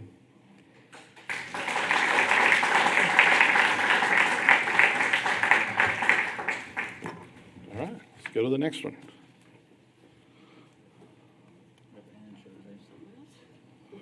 All right, let's go to, are we on D? Somebody tell me we're on D. All right, thanks, Patrick. First reading and public hearing of an ordinance for Z2530, a request for a zone change from the neighborhood commercial zoning district to the low-rise multifamily zoning district for a 1.17 acre property at the intersection of South Bryant and Century Drive. Presentation made by Planning and Development Services Director, Aaron Vanoy. Thank you, Mayor. City Council, Mr. Valenzuela, Aaron Vanoy, Director of Planning and Development Services. So this is a tract that's just 1.1 acres here. It's off of Bryant. You can see that's also on Century right there. It's in the neighborhood of Rio Vista. It's in District 1, Tommy Hebert. The vision plan is commercial. This is a request to go from the neighborhood commercial, which has not been developed as, to the low-rise multifamily RM1. We did send out 10 notices. We had 0 in support and 0 opposition. Here's our zoning over here on the left. You can see we have an RM1 development here at the back. This over here is neighborhood commercial, but it's actually also an RM2 development, just happens to be zoned neighborhood commercial. And then across Bryant, you see some heavy commercial, general commercial, and then you see some large vacant area that's ranch and estate at this time. You can see our vision plan on the right. You can see where that commercial swath that in 2000 all we did was we kind of painted 200 feet on either side of Bryant, said that's all going to be commercial. But as we know, development doesn't always happen that way. In this case, we've got neighborhood here at the back. RM1 does fit with commercial and with neighborhood. And so we believe that RM1 is going to be a potential for this property. We did look at this. It does have an alleyway here. It has a road connection there and a road connection there. And the developer's going to keep it all one lot, looking at 10, what he would call zero lot line structures going along there. They have, I believe they're actually 110 feet deep as far as that piece of property. And so they have lots of space for people to pull in, pull all the way through if they wanted to do that, or back out in the alleyway and come around. As you notice, there's not a crossover here or here. That's a text dot thing. These folks, they could go through and come up here to Jackson if they chose to, or if they're going south, they could turn out, or going north, they could turn out and go north on Bryant. We did talk about this as staff. The development has not moved anywhere in over 2 decades, almost 3 decades actually. But now the property has some potential with coming in with this low-rise multifamily. We know that we do need more housing in our community and this style of housing that is in an area that's close to Goodfellow, also close to ASU, close to Bryant, which is a major thoroughfare to get to downtown or other places. And so staff is recommend approval for the zone change from neighborhood commercial to low-rise multifamily on that tract. This did go to Planning Commission on February 2nd, and they also recommended approval with a 7-0 vote. With that, I'll be happy to answer any questions. Aaron, everybody's familiar with this as you come in South China town, and it also matches the existing environment. Whose district is this in? I want to say Mr. Hebert. Mine. We'll let you tee off here. I've only had one question on this, and it had to do with architectural construction material, which we can't control by zoning. So that answered the question for them. With that, Mayor, I'll move approval as presented. As we roll on, does anybody else got any questions for Aaron first? Just real quick. Is this I know right in there's been a bunch of property for sale for a long time. Usually I'm against trying to sell commercial for residential and leave it commercial because we want to grow that as our city. But is this the one that's been for sale, or is it the one just to the south that was R&E? Do you know offhand? I don't know that. I know. I could tell by the road view. I can't tell from a satellite view. I know I say fairly new Allsops is just to the south of this. Yeah. And I know there's a pretty big wide tract there that some of the property owners going to the east own, but I don't know if those front properties have been for sale or not, to be honest with you. Well, I know it's been for sale and hasn't been developed, so to me, this seems like a great use of the land now. Are you done? All right. I have a first from Tommy Hebert. Second from Joe Self. Any public comment, Heather? All right, with no public comment on item D, we'll take a vote. All those in favor say aye. Aye. Any opposed? Motion carries 7-0. Let's go over to item E. First reading and public hearing of an ordinance for Z25-31, a request for a zone change from the general heavy commercial and light manufacturing zoning district to the general commercial zoning district at 1805 South Bryant Boulevard. Presentation made by Aaron. Thank you, Mayor. This property is really kind of a cleanup so that there's some potential new development that's going to come in. You can see it's a little odd shape there that it has a little arm that reaches out to Avenue N and this little piece and a structure here at the back. But today we're talking about the rezoning of this property. This is in the Rio Vista neighborhood. It is District 3, Mr. Harry Thomas. The vision plan is commercial and it's just under 3/4 of an acre. And we are looking at changing the zoning from light manufacturing and general commercial, heavy commercial, just to general commercial. And I'll show you that in just a second. We did send our notices. We did not receive any in support or any in opposed. But you can see here on the left where we have this industrial kind of blue area, this light manufacturing area that's back here. Some of the properties have kind of developed that way and some haven't. We know that that's a car wash. We know this is an O'Reilly's. We know that's the KFC. We know that's the Wiener Schnitzel. And so this kind of corner here, as you would expect with a commercial corner, has really not been that light manufacturing. And so they are coming today to really clean that up. You can see the whole area is with the vision of commercial, and this being a major thoroughfare, they're looking at putting something there that can work with the traffic numbers that are coming through there. With that, we did take this to Planning Commission. Staff also recommend approval that this fits within the area. It does remove the general commercial, heavy commercial, so it does help zone that to a more appropriate to the general commercial. It gets rid of the light manufacturing at the back for this property and allows them to kind of move forward with an approved, get moving on a site plan on how they would develop that tract. Planning Commission did recommend approval on February 2nd, 2026 with a 7-0 vote. With that, I'll be happy to answer any questions. Once again, Harry, this falls within your district? Well, I believe this is something we needed to do for a long time, simply because we needed to get to CG. So I certainly move to approve it. All right. Did anybody have any questions on this before we move? All right, I've got a first from Harry and a second from Patrick. Heather, is there any public comment? With no public comment for item E, all those in favor say aye. Aye. Any opposed? Item passes 7-0. Let's go to item F, first reading and public hearing for an ordinance for CP 25-04, a request for a comprehensive plan amendment from neighborhood center to industrial, and item 2, Z2532, request for a zone change from the Ranch and Estate zoning district to the heavy manufacturing zoning district located at 3089 East FM 2105. Aaron, you're on. Thank you, Mayor. This is in the Pauline neighborhood, District 4, Mr. Patrick Keeley. The current zoning is Ranch and Estate. Excuse me. And the vision plan is industrial and neighborhood center, and you'll see the neighborhood center in just a moment. But just to kind of get your bearings straight, right here is the existing rail yard. Right here is our existing landfill. course, FM 2105, Old Ballinger Road, and so 277 is over here to the east just a little bit. So this is a city-owned piece of property, and we are getting ready to have someone come in and start doing some develop and potentially sell some pieces of it off. We did mail out our 12 mailers. We had 0 in favor and 0 opposed. None of the property owners around there gave us any feedback. Here's our zoning. Of course, our landfill, as you can say, and this is one of those that's probably the inappropriate zoning back in 2000. They just came and said, well, that'll all be ranch and estate. In reality, that's industrial and should move to industrial. And you can see the comp plan, they got that right. This property here is going to be an expansion of the rail park in the future, and so we're getting ready with this rezoning to allow that to happen so they can start moving forward with site plans and how they want to develop that.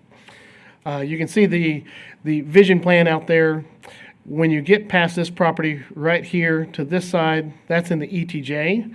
And up here at the top, that's also in the ETJ. So our zoning ordinance does not control those guys.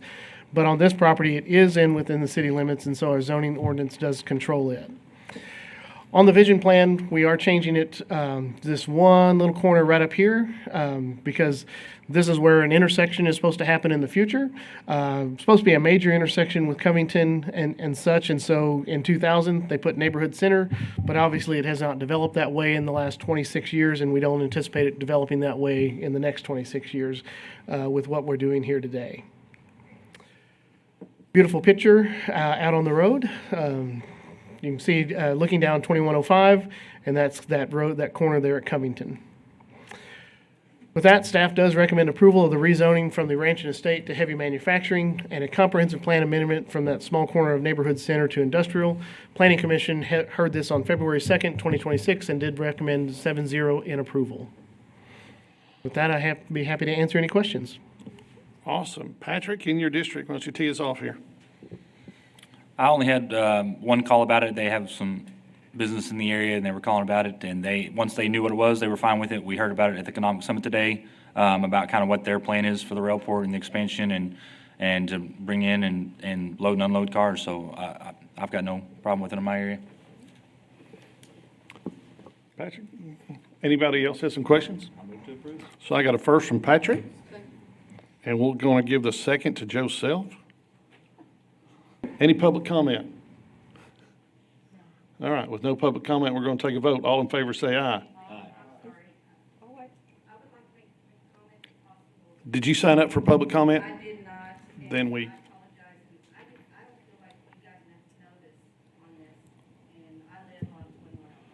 Ma'am, I got that, but we have to be consistent with everybody, and I'm sorry about that. Okay.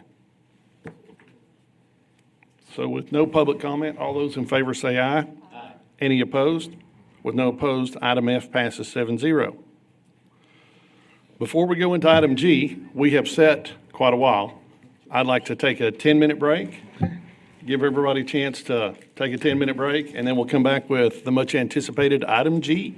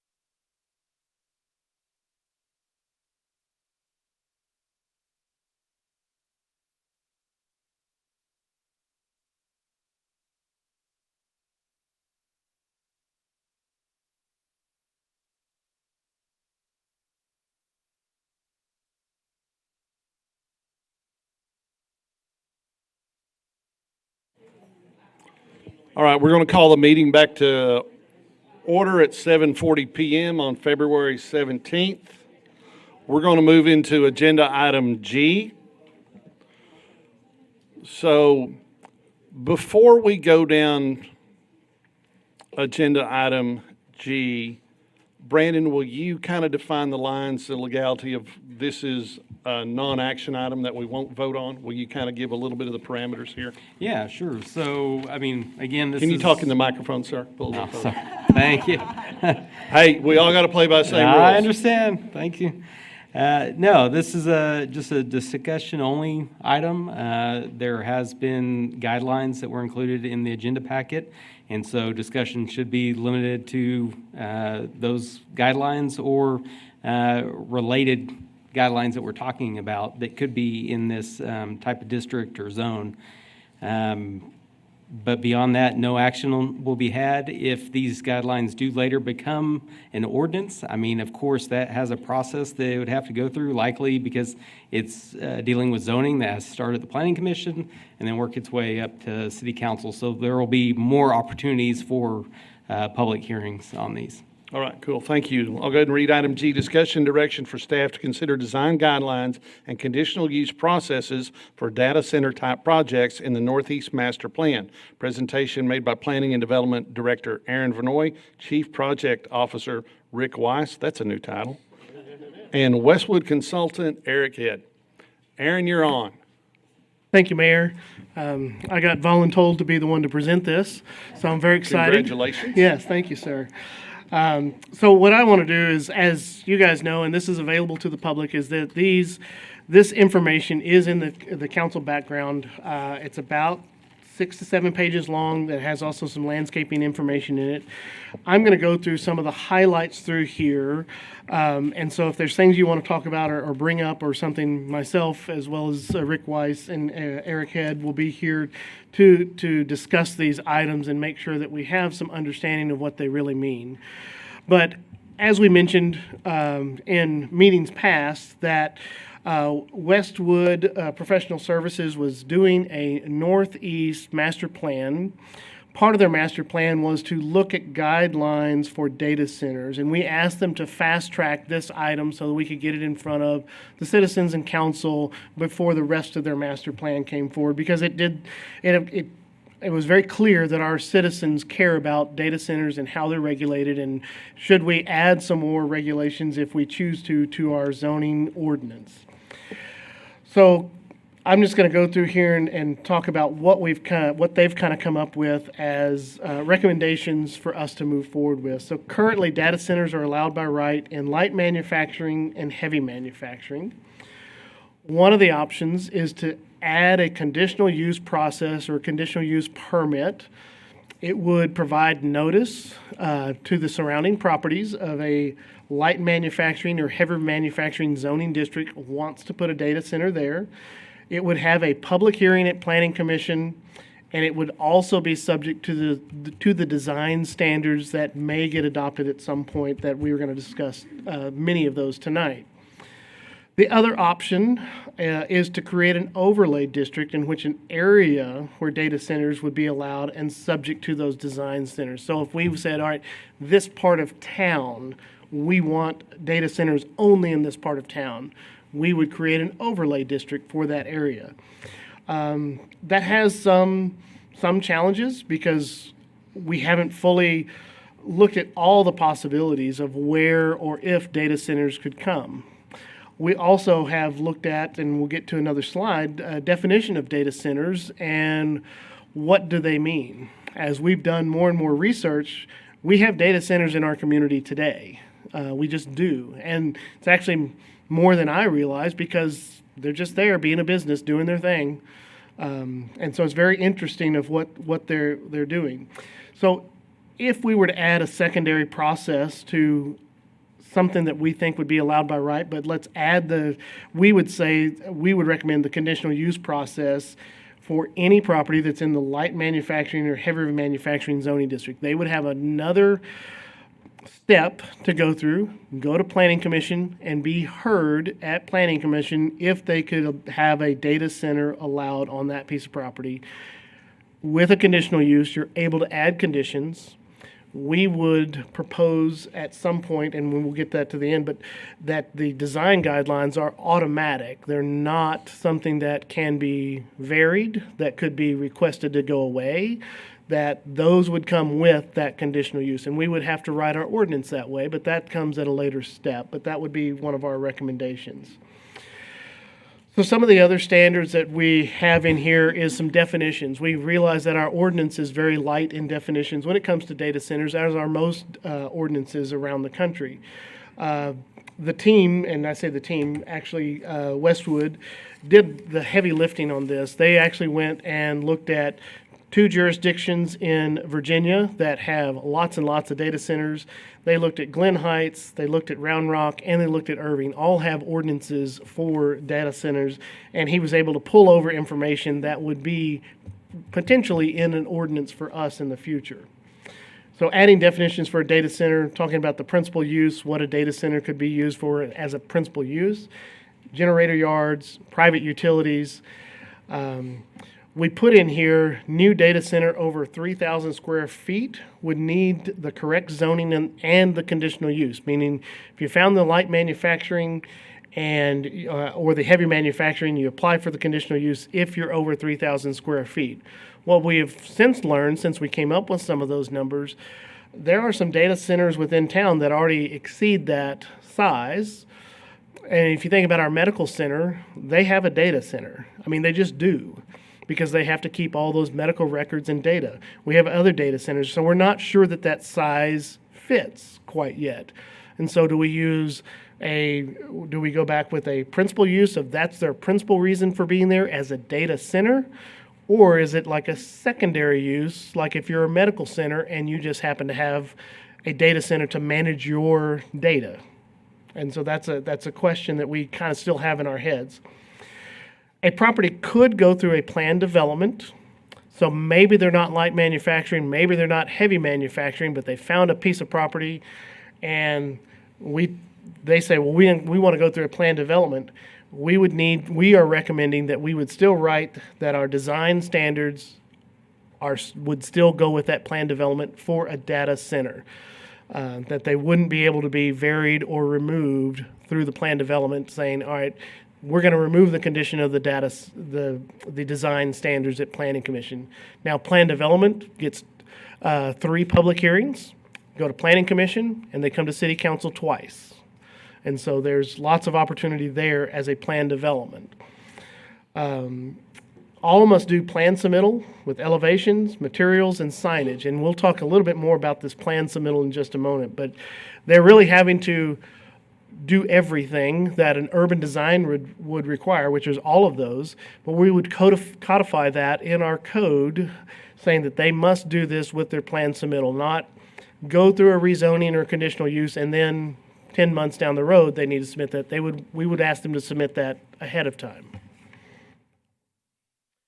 In that plan submittal, we're going to be looking at building locations with all the setbacks. We're looking at ground-mounted equipment, which is a new kind of definition buried in there. Parking, driveways, circulation around that site, sidewalks and pedestrian routes. Ground-mounted equipment is really important. I put it in there twice. Fencing and landscaping, screening, lights and photometric analysis. How is their light bleeding off their site? Sound study, how much of that sound is bleeding off of their property and what kind of sound is it? What are the decibels? Is it a low rumble? Is it a high pitch? Is it, one of those types of things? Again, those building elevations, materials, and signage. We think that's very encompassing, and that would be submitted at the conditional use process. So that would be available to the Planning Commission to look at to make sure that all those setbacks and all these elements are meeting our definitions. Now, staff would bring forward that recommendation to the Planning Commission of yes, it meets or no, it doesn't, and go forward from there. So within that document, you'll see some setbacks and buffer recommendations, and I tried to break this out between residential use and just some building setbacks and some building heights. So let me know if I lose you on this, because it took me a little bit to get to this. But so if this property is adjacent to a residential zoning or land use, and it's inside the city limits, you got to have a 300-foot front yard, you have to have a 300-foot side yard, and you have to have a 300-foot rear yard. So that's a lot of property already eaten up if you're adjacent to a residential zoning or use. If you're outside the city limits, so if we're looking at a property that abuts right up to the ETJ, we're saying you just have to be 200 feet. So if the ETJ is in front of you, it's 200 feet for the front yard. If the ETJ is to one side or the other, you're 200 feet setback. Or if your ETJ is to the rear of your property, then it's 200 feet there. And the reason being, zoning doesn't transfer out to the ETJ. We don't really have a control over what somebody comes and does there. Where within our city limits, we're trying to protect our citizens and our properties that we have within our city limits. So we're going to talk about building setbacks and some of this equipment type of stuff. And so the building setback from any property line, and this is, and I'll point that out, this is if this does not trigger a residential zoning or use, your building setback is 50 feet. So if your adjacent land is commercial, manufacturing, your buffer is really only 50 feet instead of the 300 feet. But if you're residential, you're 300 feet if you're in the city limits. And it also talked about in there, or a collapse zone. And so if your structure is so high that it exceeds that 50-foot collapse zone, you would have to move your structure back based on the collapse zone. And that would be something we would ask for the development to turn in with the conditional use process. So ground-mounted equipment, doesn't matter what zoning district it's adjacent to, it's 300 feet back from or within the center of the buildings, of where they're ground-mounted equipment, and that includes generators. So if you're wanting to know what a ground-mounted equipment is, it encompasses a lot of things, but the most concerning is probably generators. And then we talk about pavement. And so you got to be at least 25 feet from the pavement right of way. So if any of these properties develop and maybe there's a local road that goes through it, you got to be further back than that. You got to be the pavement internal has to be, let me explain that better. This pavement means the internal pavement for the project. So if you're going to have a drive aisle, if you're along right of way, say a local road happens to cut through there, you have to be at least 25 feet back to have that internal drive to go in there. Same thing if you're off highway, US Highway 67, we're asking for 40 feet back before you have any internal circulation. Again, giving that buffer there. And then on side yards and rear yards, you would still have at least 10 feet at that time. The building height. So currently light manufacturing, heavy manufacturing does not have a cap on building height. We believe under what we have seen around the country for data centers and things, a max height from building grade of 75 feet is more than adequate. I mean, that's a very tall structure when you start thinking about that, but that's more than adequate to serve our needs, but having that as a restriction. And then any accessory height, whether it's ground-mounted equipment, antennas, or other things that are accessory to the main structure, they would have a 30-foot maximum height. I see everybody looking at me, and so I'm wondering, are there any questions yet, or Mayor, would you like me to continue on with this for the next few slides? So on the accessories, what if they need a radio antenna? I mean, what if they have to put up something and they're trying to direct sight it as you get your glasses out there? I want to get back to that specific section so I make sure that I'm speaking correctly. And I may ask one of the gentlemen that helped with this, make sure that I'm not misspeaking, but it said accessory structures located between primary structure and property line shall be a maximum of 30 feet. And so if this is between the property line and your building here and you have the accessory structure in the middle, the maximum is 30 feet. So I misspoke. If that accessory structure is on that side of the building in the middle, it could be higher. Okay. I want That's to my make only sure. question. Anybody else? And I just want to make sure that our audience knows that as well as our folks that are listening. So- Hey, Aaron. Yes, sir. You may have explained it, I may have missed it, but you mentioned the collapse zone. You want, for the audience, for people watching us on YouTube as well, you want to explain that a little bit more clearly? Yes, so when you're looking at the building setback, so you're seeing how far that building is from the property line.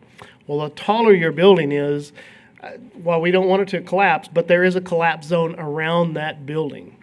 And if you have a structure that's so tall, say if it does hit that 75 foot, there's a good chance that that collapse zone is going to be past your property's line. And we're trying to protect not only their property, but adjacent properties too. And so that's the reason of saying if we have this building setback or your collapse zone, if you happen to go up to something higher, you've got to have a collapse zone there to make sure that your setback won't impact somebody else's property.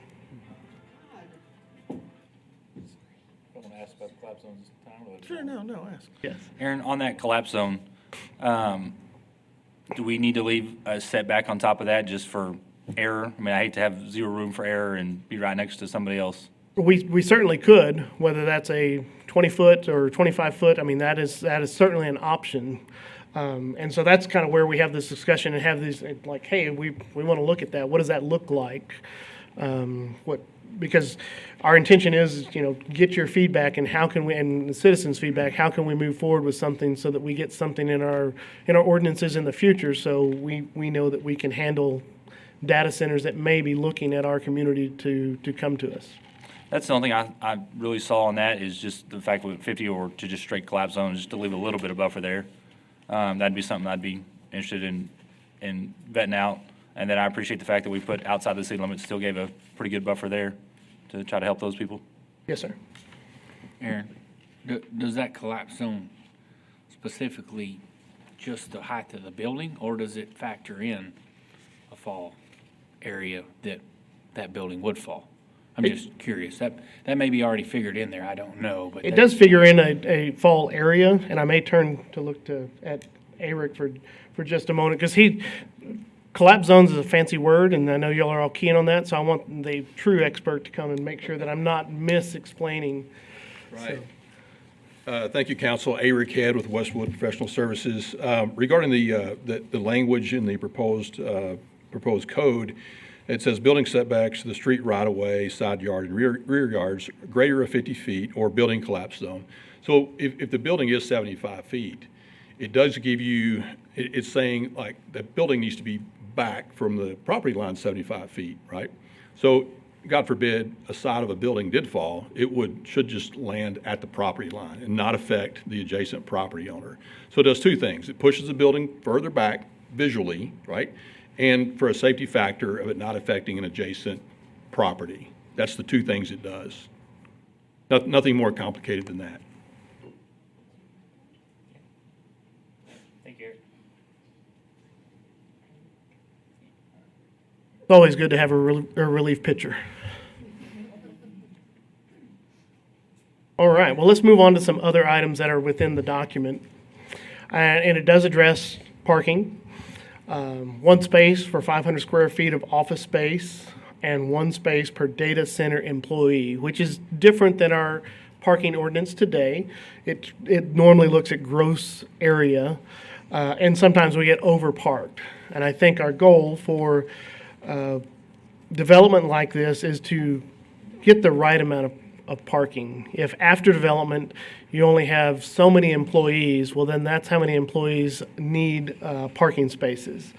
There is also discussion in there quite a bit about large truck parking and maneuvering zones for large trucks as they come in, whether they're coming in to change out equipment over time and things like that. I do think that we want to have some accessory parking, but just not a whole lot. I'm not sure that they're going to need a whole, it's not like vendors are going to be coming there and trying to sell things to the business that's there. You may have these employees that come in and work on things, that do the maintenance and do stuff like that.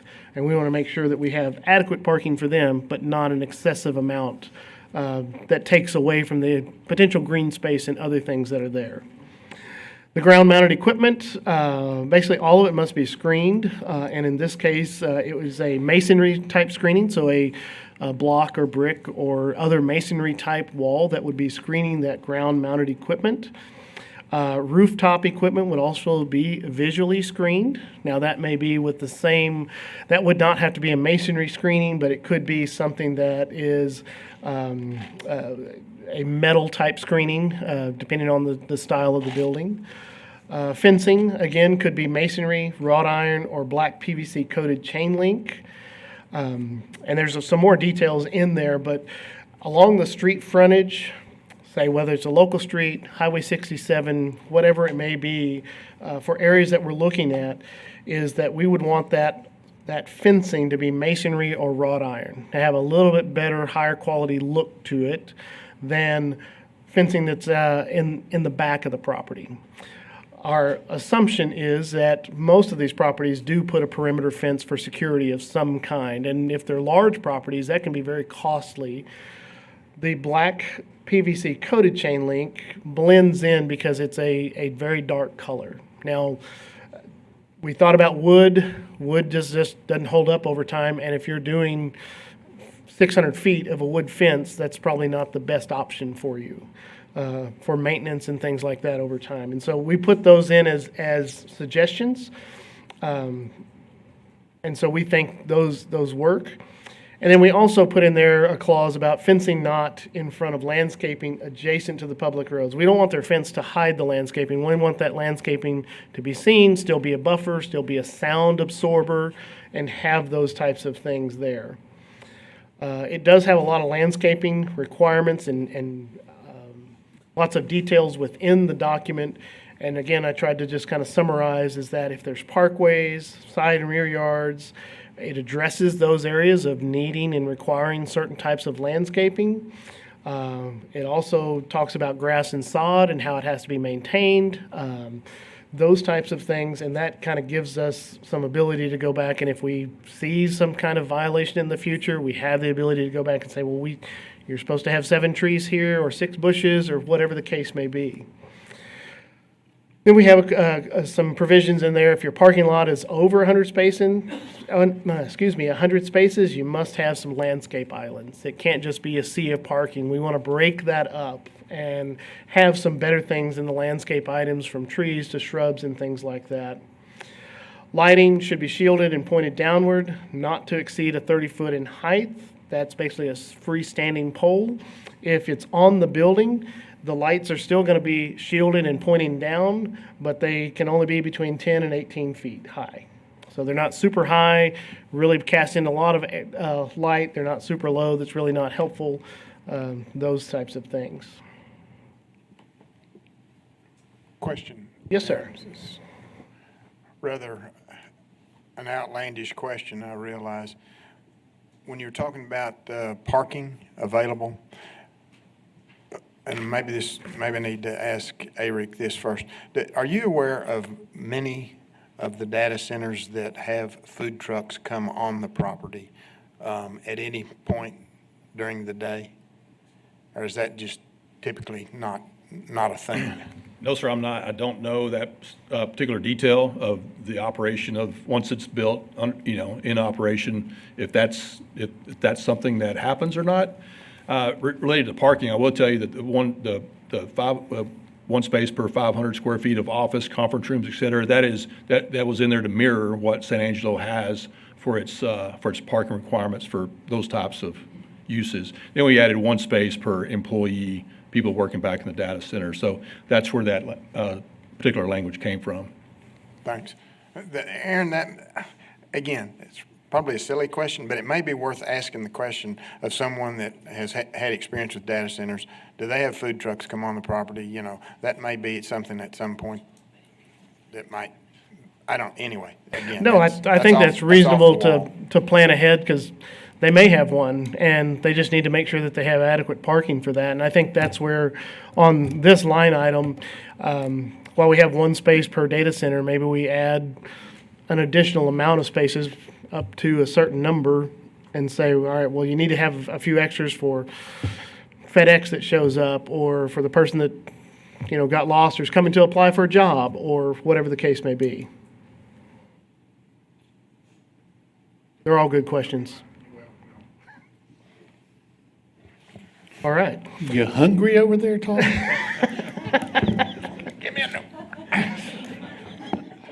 Let's keep going, Aaron. Let's talk about noise. Maximum sound levels, we did put in there the 60 dBA at daytime and the 55 at nighttime. And if you start looking those numbers up, that's pretty quiet. And we're talking about at the property lines. We also realizing that there's some noise items, talking about generator testing, and we've put in there conducted between 9 and 4 p.m. So, during the workday, unless approved by Planning and Development Services Director, which means is there a time that they have to do it on a Saturday or a Sunday? Because I think we put that just 5 days a week. I could be wrong on that, but are there times that they've got to test something because they replaced a piece and it's 6 o'clock at night? Is there a time that they have to do that? We would require a noise study to be submitted with the conditional use process. And by saying this next statement, you'll see that it'll have part of it as a pre-study and then a post-construction study at the conditions. All right, we know that we have finished conditions. Now let's go and see, do you have any violations here that we need to address before you do violate it? And let's figure those out before we give you your certificate of occupancy or whatever it may be. Sound modeling must include all proposed development. That's either if they want to build it today or in 5 years. Go ahead and propose that so we know what's going on. Now, that doesn't mean they can't change that over time, but then it may mean we need to come back and look at some things, ask for a new sound modeling test, and review that. And then after that study, within the study, it should include some recommendations for mitigation measures, how they're constructing their walls, how they're meeting different setbacks, how they're changing the actual tuning of the equipment so that it can change that sound from being maybe a low rumble or hum to something different that can be mitigated differently with technology. And so that has to come through back with those recommendations, and we will check to see, well, what are you implementing within your construction, within your project to mitigate those things? So with that, I know it's a big document. I know we have a group of folks that have some questions and want to have some information, but our recommendation is to move forward with the conditional use process. Move forward with adopting the setbacks and the design standards in an ordinance, which would go to Planning Commission, which would then come to 2 hearings at City Council. Our timeline that we would like to do, because we'd like to move this fairly quickly to make sure that we're ahead of any potential projects that may come our way, that we're trying to treat them all the same, is present this to the Planning Commission with whatever recommendations you guys have on March 16th. Then present to the Planning Commission recommendation back here to City Council on March 17th and have a second reading on April the 7th at the City Council. And I put that there just to let you know what we think is a timeline that works, that we're able to meet all of our notices. If we do put this in ordinance form, we will have to send out over 1,200 notices to people that owned light manufacturing and heavy manufacturing zoning districts, because this impacts every single one of those property owners, and they by law have to know that. And so it will be a lot of properties notified and 200 feet around each one of those properties. So just giving you all a heads up on that. With that, I think let's open up the discussion, Mayor, and you tell me which slide you'd like to go back to and how to explain things. Do you have any more slides to show, or is that complete? I believe that's it. All right, so let's go to public comment. Brandon, will you tell us it's the same 3-minute limit, correct? There's not going to be any feedback back or forth, but we are documenting, recording, things like that. So let's go ahead and start with public comment. Heather, number 1. Richard Summers.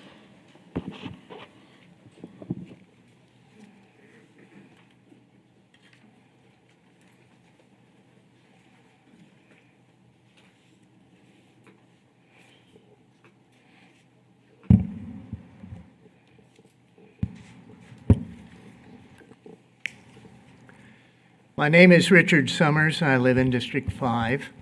Good evening, Mayor and Council, again. A freestanding modern data center looks clean from the outside. It has trees, has neat walls, and a modern facade. But inside its digital gut, another image emerges. Massive power draws, heat, fuel backup systems, water cooling circulation, and a constant mechanical pulse, all of which have real-world consequences for nearby neighborhoods. The challenge before us then is not whether San Angelo should have legal planning and hosting such of a facility. The test is whether San Angelo will govern it with enforceable legal planning structures or allow it to operate largely by default. There are four fundamental structural decisions that largely drive that particular outcome. First is enforceability. If these guidelines remain within a planning document, they are aspirations. They are not safeguards. Council should direct staff to incorporate them as necessary into the zoning ordinance or other binding mechanisms so they become enforceable so that they can be applied citywide and where legally feasible, attached to already approved projects. Second is timing. If the required noise study, lighting assessment, buffering, and circulation drawings are postponed to an administrative site plan process, the proposed conditional use public hearing becomes procedural rather than substantively informative to the process. These decisions for support materials should be reviewed publicly at the conditional use hearing and before approval. Durability is the third. Standards must be quantified and durable.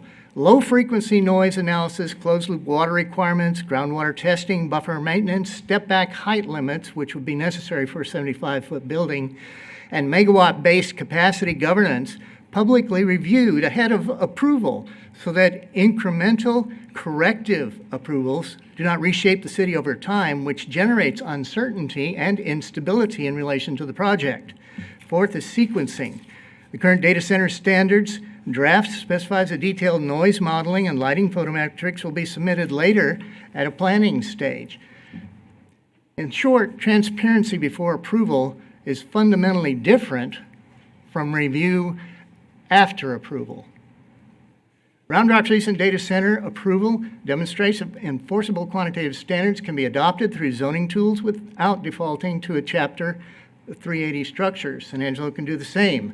These land use protections should neither be part of nor hinge on a Chapter 380 agreement. A 380 is an economic incentive contract. A city's zoning laws govern land use. Therefore, if these guardrails matter, put them in code. Thank you. Thank you, Richard. Number 2, Heather. Steph Baca. I don't think she was here earlier. She wasn't. Wade Mayer.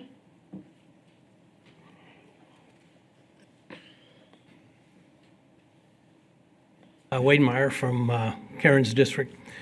I grew up here, and I'm old enough to remember when San Angelo got the Fickle Finger of Fate Award twice in the 70s for building a pipeline to a dry lake.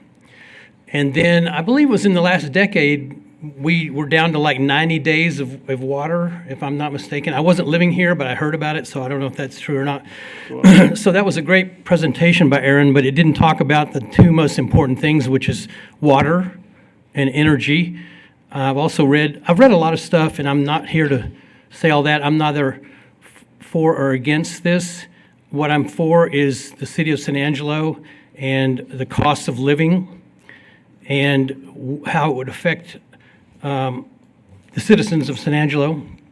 So Wade, are we talking about construction guidelines here, or are you giving some philosophy and opinions? Because this agenda item, as we talked at the very first, needs to be about the construction guidelines with suggestions. So guidelines, I guess, include quality of life, and that's kind of what these guidelines are doing. We were talking construction guidelines. Brandon, I'm going to look for you for guidance. Oh, it has to be construction guidelines. Well, Yes. maybe calling them guidelines at this point because we're proposing something to council, but the intent is that this would be in the zoning ordinance as we've discussed this schedule for going to planning commission and to city council. I mean, the conditional use process is a zoning process, so that has to be by ordinance. But yes, we've referred to them as guidelines for purposes of this presentation to council. Are we legal? I'm sorry? Are we legal?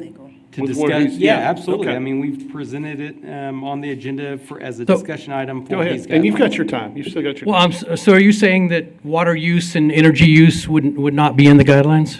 Well, we were looking for construction suggestions and input on what we need to do to improve our construction or make islands. Go ahead, feel free, go on. Okay, so, and one of the things that, I mean, there are lots of, I mean, I've heard they're building a great big one further out in West Texas that is going to use so much energy, you could power the state of Rhode Island. But it's not, the thing that keeps going through my mind is why here? First of all, these things need to be cooled, and they use a lot of energy. And water seems to be the way to cool it, but why would you build these in a 100-degree area where we have multiple triple-digit days? Why don't they go build these in Alaska? Now, I'm not against this because I would like to see our city prosper and get some taxes from it, right? But I also don't want, and there are other experts that are saying that these things may be getting out ahead of themselves, and there's going to be a bunch of them are going to fail until the rest of it catches up. So what happens if this place turns into a ghost town? And I only ask that because I read something about a tax abatement. Does that mean that we delay the taxes? So what if they go out of business before we get collected? Again, That's discussion not in of the tax guidelines? abatement, Okay, I'm that's getting not too far part off. of this discussion yet. Okay, so, you covered noise but water pollution, I mean, and then when the energy in this state, to me, is, scarcity is rewarded. In other words, when there's less energy and more people want it, it costs more. And these things, from what I've read, are energy, you know, they say, but they're also, I think in Texas, they ask the data centers to cut back sometimes, and then that means they turn on their generators and they may run for a day or two. In that one winter Armageddon we had, they would have been running for, 5 or 6 days, and that's either natural gas or diesel running, and generators running the whole time. Also, electronic waste. Are we going to put it in our waste? Thank you, Wade. China Young.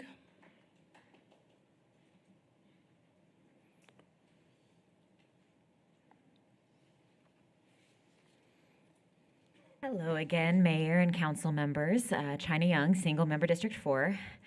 In the context of tonight's discussion and direction regarding design guidelines and conditional use processes, I do want to address again how meaningful participation depends on enforceable standards that define the project's true limits.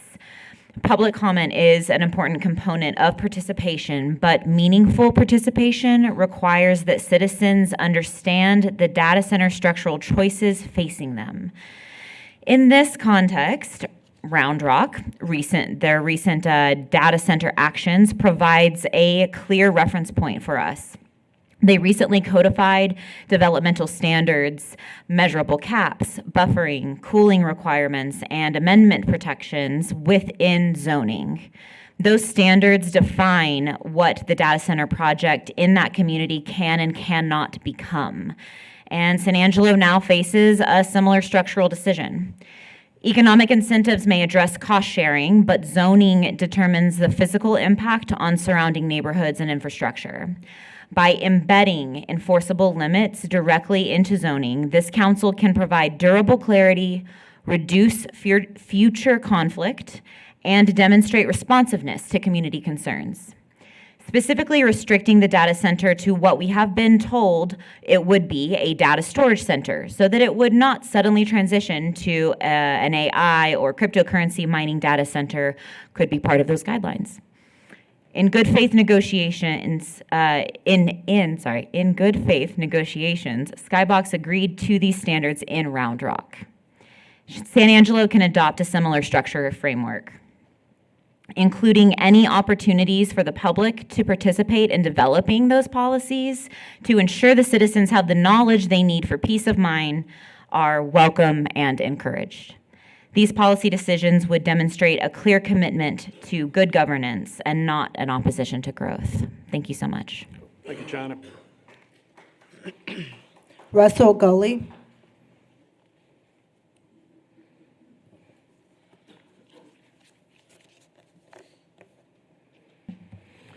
Russell Gully, 706 South Abe Street, Mayor, Council.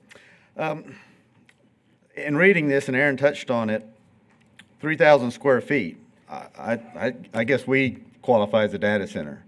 And so many businesses are going to now qualify as data centers. Is that really the intent of this? So I think the fear of these data centers is they're extremely large scale. So maybe that 3,000 square feet needs to be 50 or 100,000 square feet. So if we're looking specifically at the standards, my encouragement would be that number needs to move up so we don't catch all of us small people that are just trying to operate and run a business here. So my ask is that number moves 50, 100,000 somewhere, and then certainly need to keep an exception for Shannon because they really are a data center. Looking through it, flipping over through your landscaping, I'm hearing all of this concern about water consumption. This landscaping usage is probably more intense and going to require more water than what the facility will require once it's started up. So be careful about what you do for the landscaping. We're out on the edge of the Chihuahuan Desert here, so let's maybe see and we can scale back a little bit on some of our landscaping requirements. There was some verbiage in there that the Planning Development Services can request at any time a noise study. So I guess he could go out there every day and say, noise study today, noise study tomorrow, and the next day, and every day. So maybe that needs to be scaled back to maybe once a year or something. Maybe look at that. If your desire is to encourage a data center to go elsewhere, that's what these standards will do. They will require a data center to go and look outside the city limits of Sanangelo. They are very cumbersome, and I realize guardrails and protections are needed.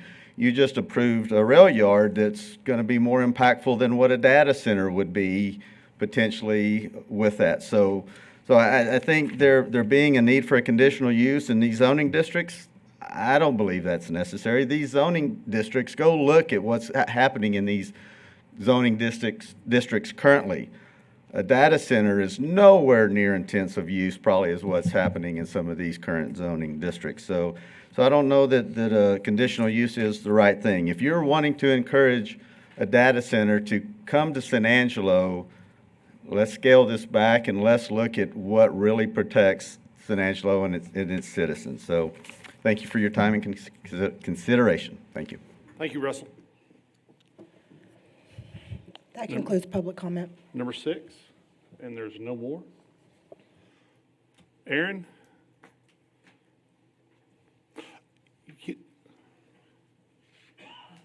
Could we bring up our Chief Project Officer, Rick Weiss? I've been waiting to pull the trigger on that from the word go. All night. Okay, Rick, we put this on here to give people some input, and you were very stern over the last 30, 45 days about letting people have input on the guidelines that you've seen here.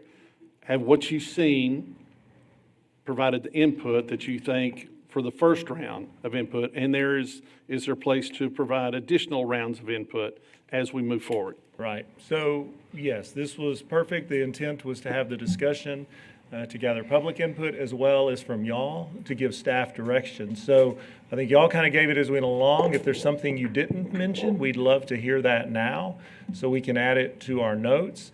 And then what we'll do is take that and draft the policies a little differently from what we heard tonight.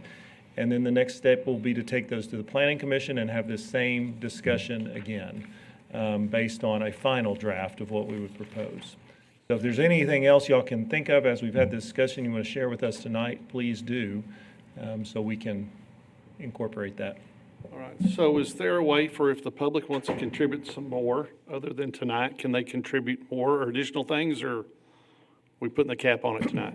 Really, they can, they can contact me. We need that pretty quick because we're fixing to turn around and start putting that information into what would go to the Planning Commission. But I will say that at the Planning Commission, they can also give input. They can alter just because we're bringing a draft to the planning commission doesn't mean it has to be approved as we're bringing it. So they can also come at that meeting and say, if there's something and the planning commission agrees, then we can make those alterations as a suggestion coming from there before they come back to you.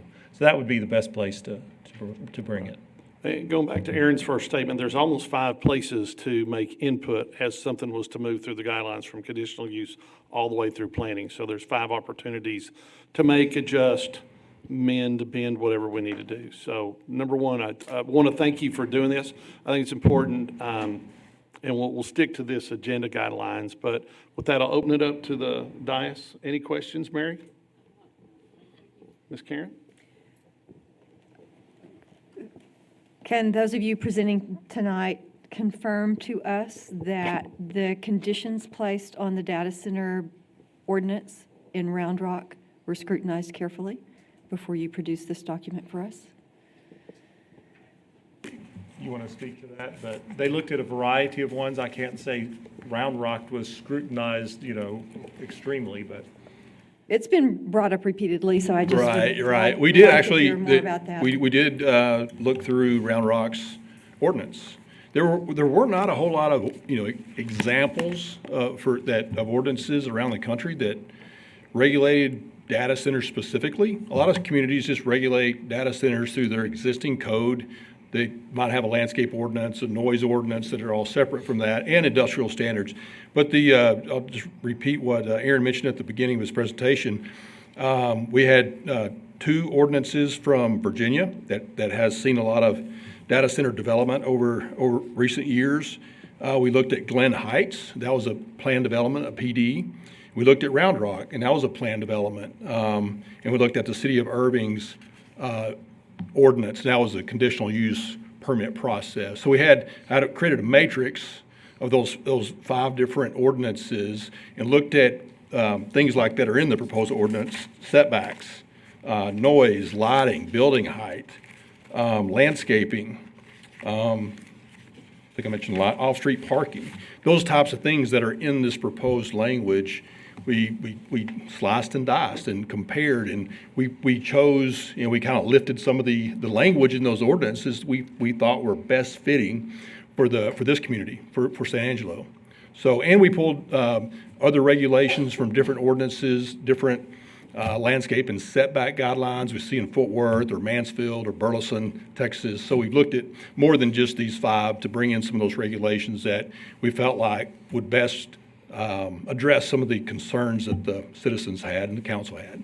You may also notice as they went through that, some of the cities in the portions pertaining to data centers may not reference landscaping because they have their own landscape ordinance. They have those in other areas. So they had to go through each of those knowing that in some cases, and San Angelo didn't have any of that. So they're trying to pull that in and incorporate it because we don't have a landscape ordinance.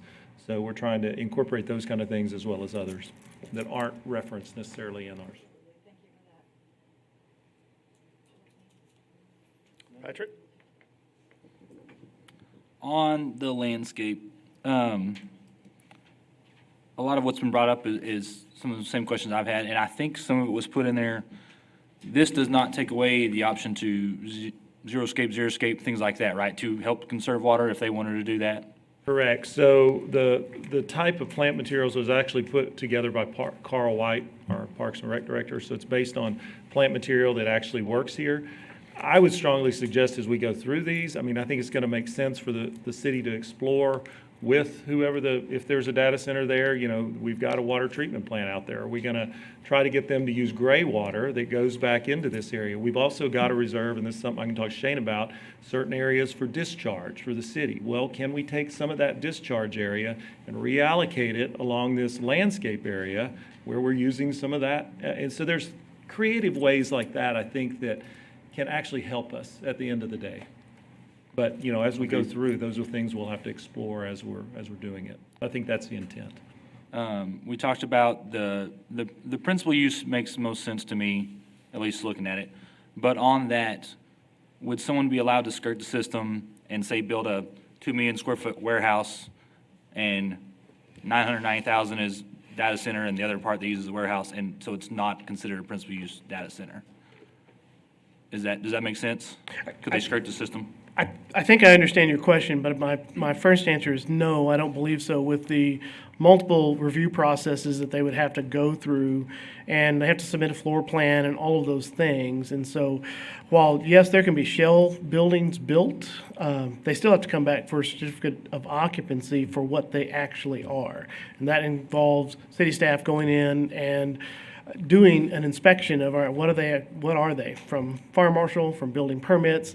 Planning will be out there for the site. Engineering services will be looking at water sewer connections, all those things. So there's multiple folks looking to make sure that no one's trying to pull the wool over our eyes. Yeah. Principal use or just quite a bit larger than the 3,000 square feet. 'Cause like I said, I think we already have some that are pushing that, and there's been no issues, and so, yeah.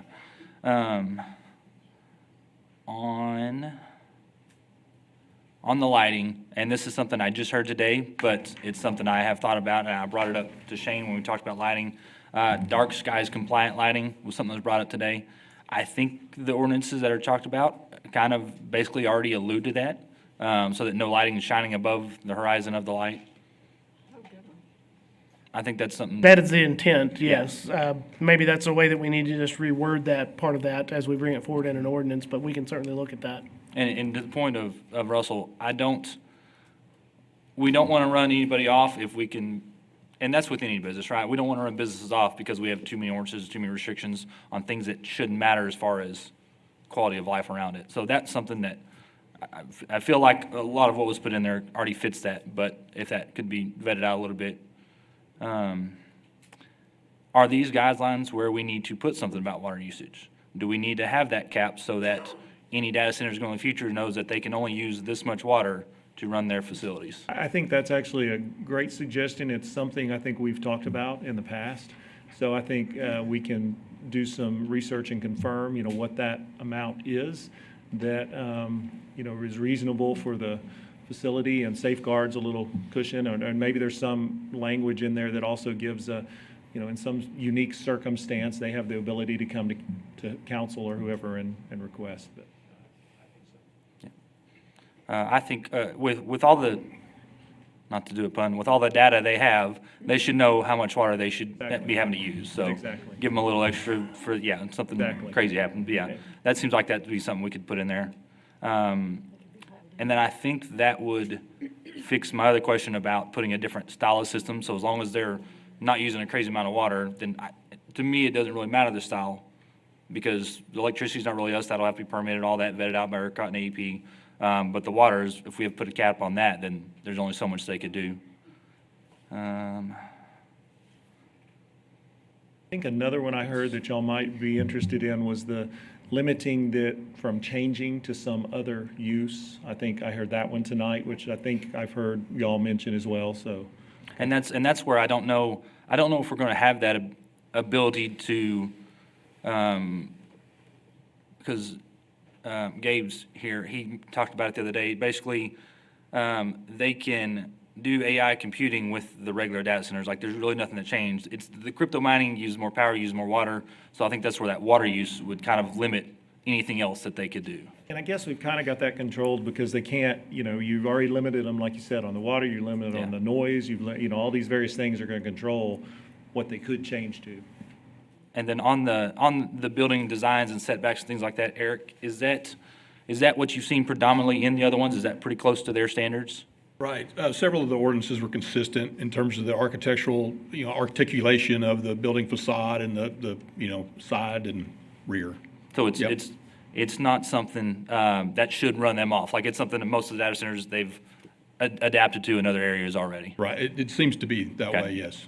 From the ordinances we've reviewed. Mm-hmm. Thank you. Thanks for your work on it. That's all I got. Harry?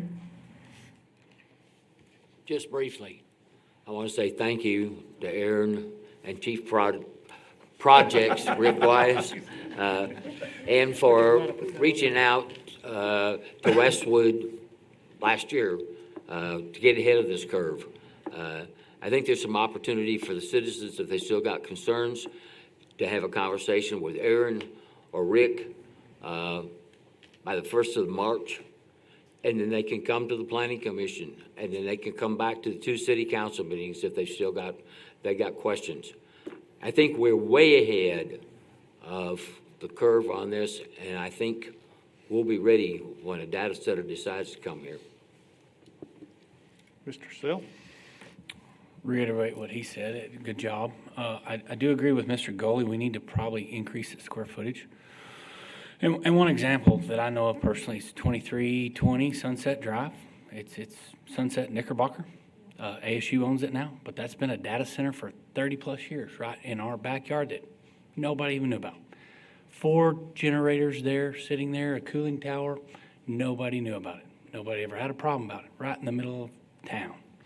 So that being said, we also need to set those parameters, but still be open to getting them to come.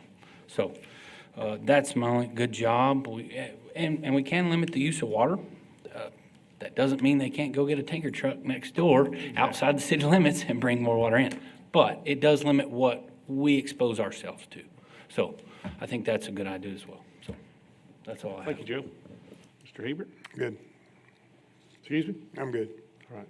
To sum it up, consensus was thank you for the input. Appreciate it. There were suggestions that Patrick brought up that came from the data center skybox people today. I mean, they have a lot of suggestions about things that we can add to the construction guidelines. You know, they've built things from the West Coast to the East Coast. I don't think at lunch, I asked them if they had heard or seen anything today that they hadn't seen already, and they were no. And it didn't seem to bother them either way. I mean, the rules are the rules. And we set forward with that with the 380. So, number one, we'll draw this to the close. So, Brandon, let me, at this point, do we close this? We don't have to take a vote on anything, correct? Nope, no vote. If there's nothing further, then I think we just go on to executive. All right. Thank you very much, gentlemen. All right. We're going to move into closed session. Executive session under the provision of Government Code Title V, Open Government Ethics, Subtitle A, Open Government, Chapter 551, Open Meetings, Subchapter D, exceptions to requirements that meetings be open under the following sections. A, Section 551072, deliberations about real property regarding 605 Rio Concho Drive, and B, Section 551072, deliberations about real property regarding 70 East 43rd, Section C, 551-071, consultation with attorney regarding plating and zoning issues related to the July 4th flood disaster. We're going to go into executive session for probably about, I'm not going to say. Every time I say that, it's twice as long. We're going to executive session. Twice as long, 2 minutes.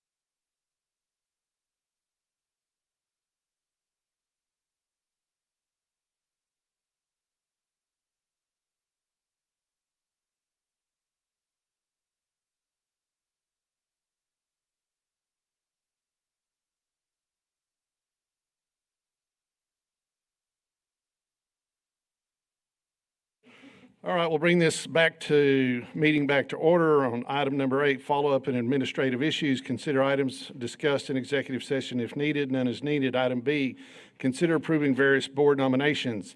Civic Events Advisory Board, Michelle Garcia, SMD4, to an unexpired term ending December 2027. Construction Board of Adjustments and Appeals, Michael Spencer, SMD1, to a third term ending February 2028. Economic Development Corporation, Lorenzo Lassiter, SMD1, to a second term ending February 2028. Fort Concho Museum Board, Michael Powers, SMD4, to a second term ending January 2028. With that, I'll look for a motion on all those appointments. I have a first from Tommy and a second from Mary Coffey. There you go. My phone seconded it. All of those in favor say aye. Aye. Any opposed? None opposed. All appointments in A and items B pass 7-0. Item C, announcements and considerations for future agenda items. Anything from the dais? Anything over here? All right, so I have a motion to adjourn from Tommy Hebert. Do I have a second, Mary? Yes. And I have a second from Mary. Let's go home. Meeting's closed.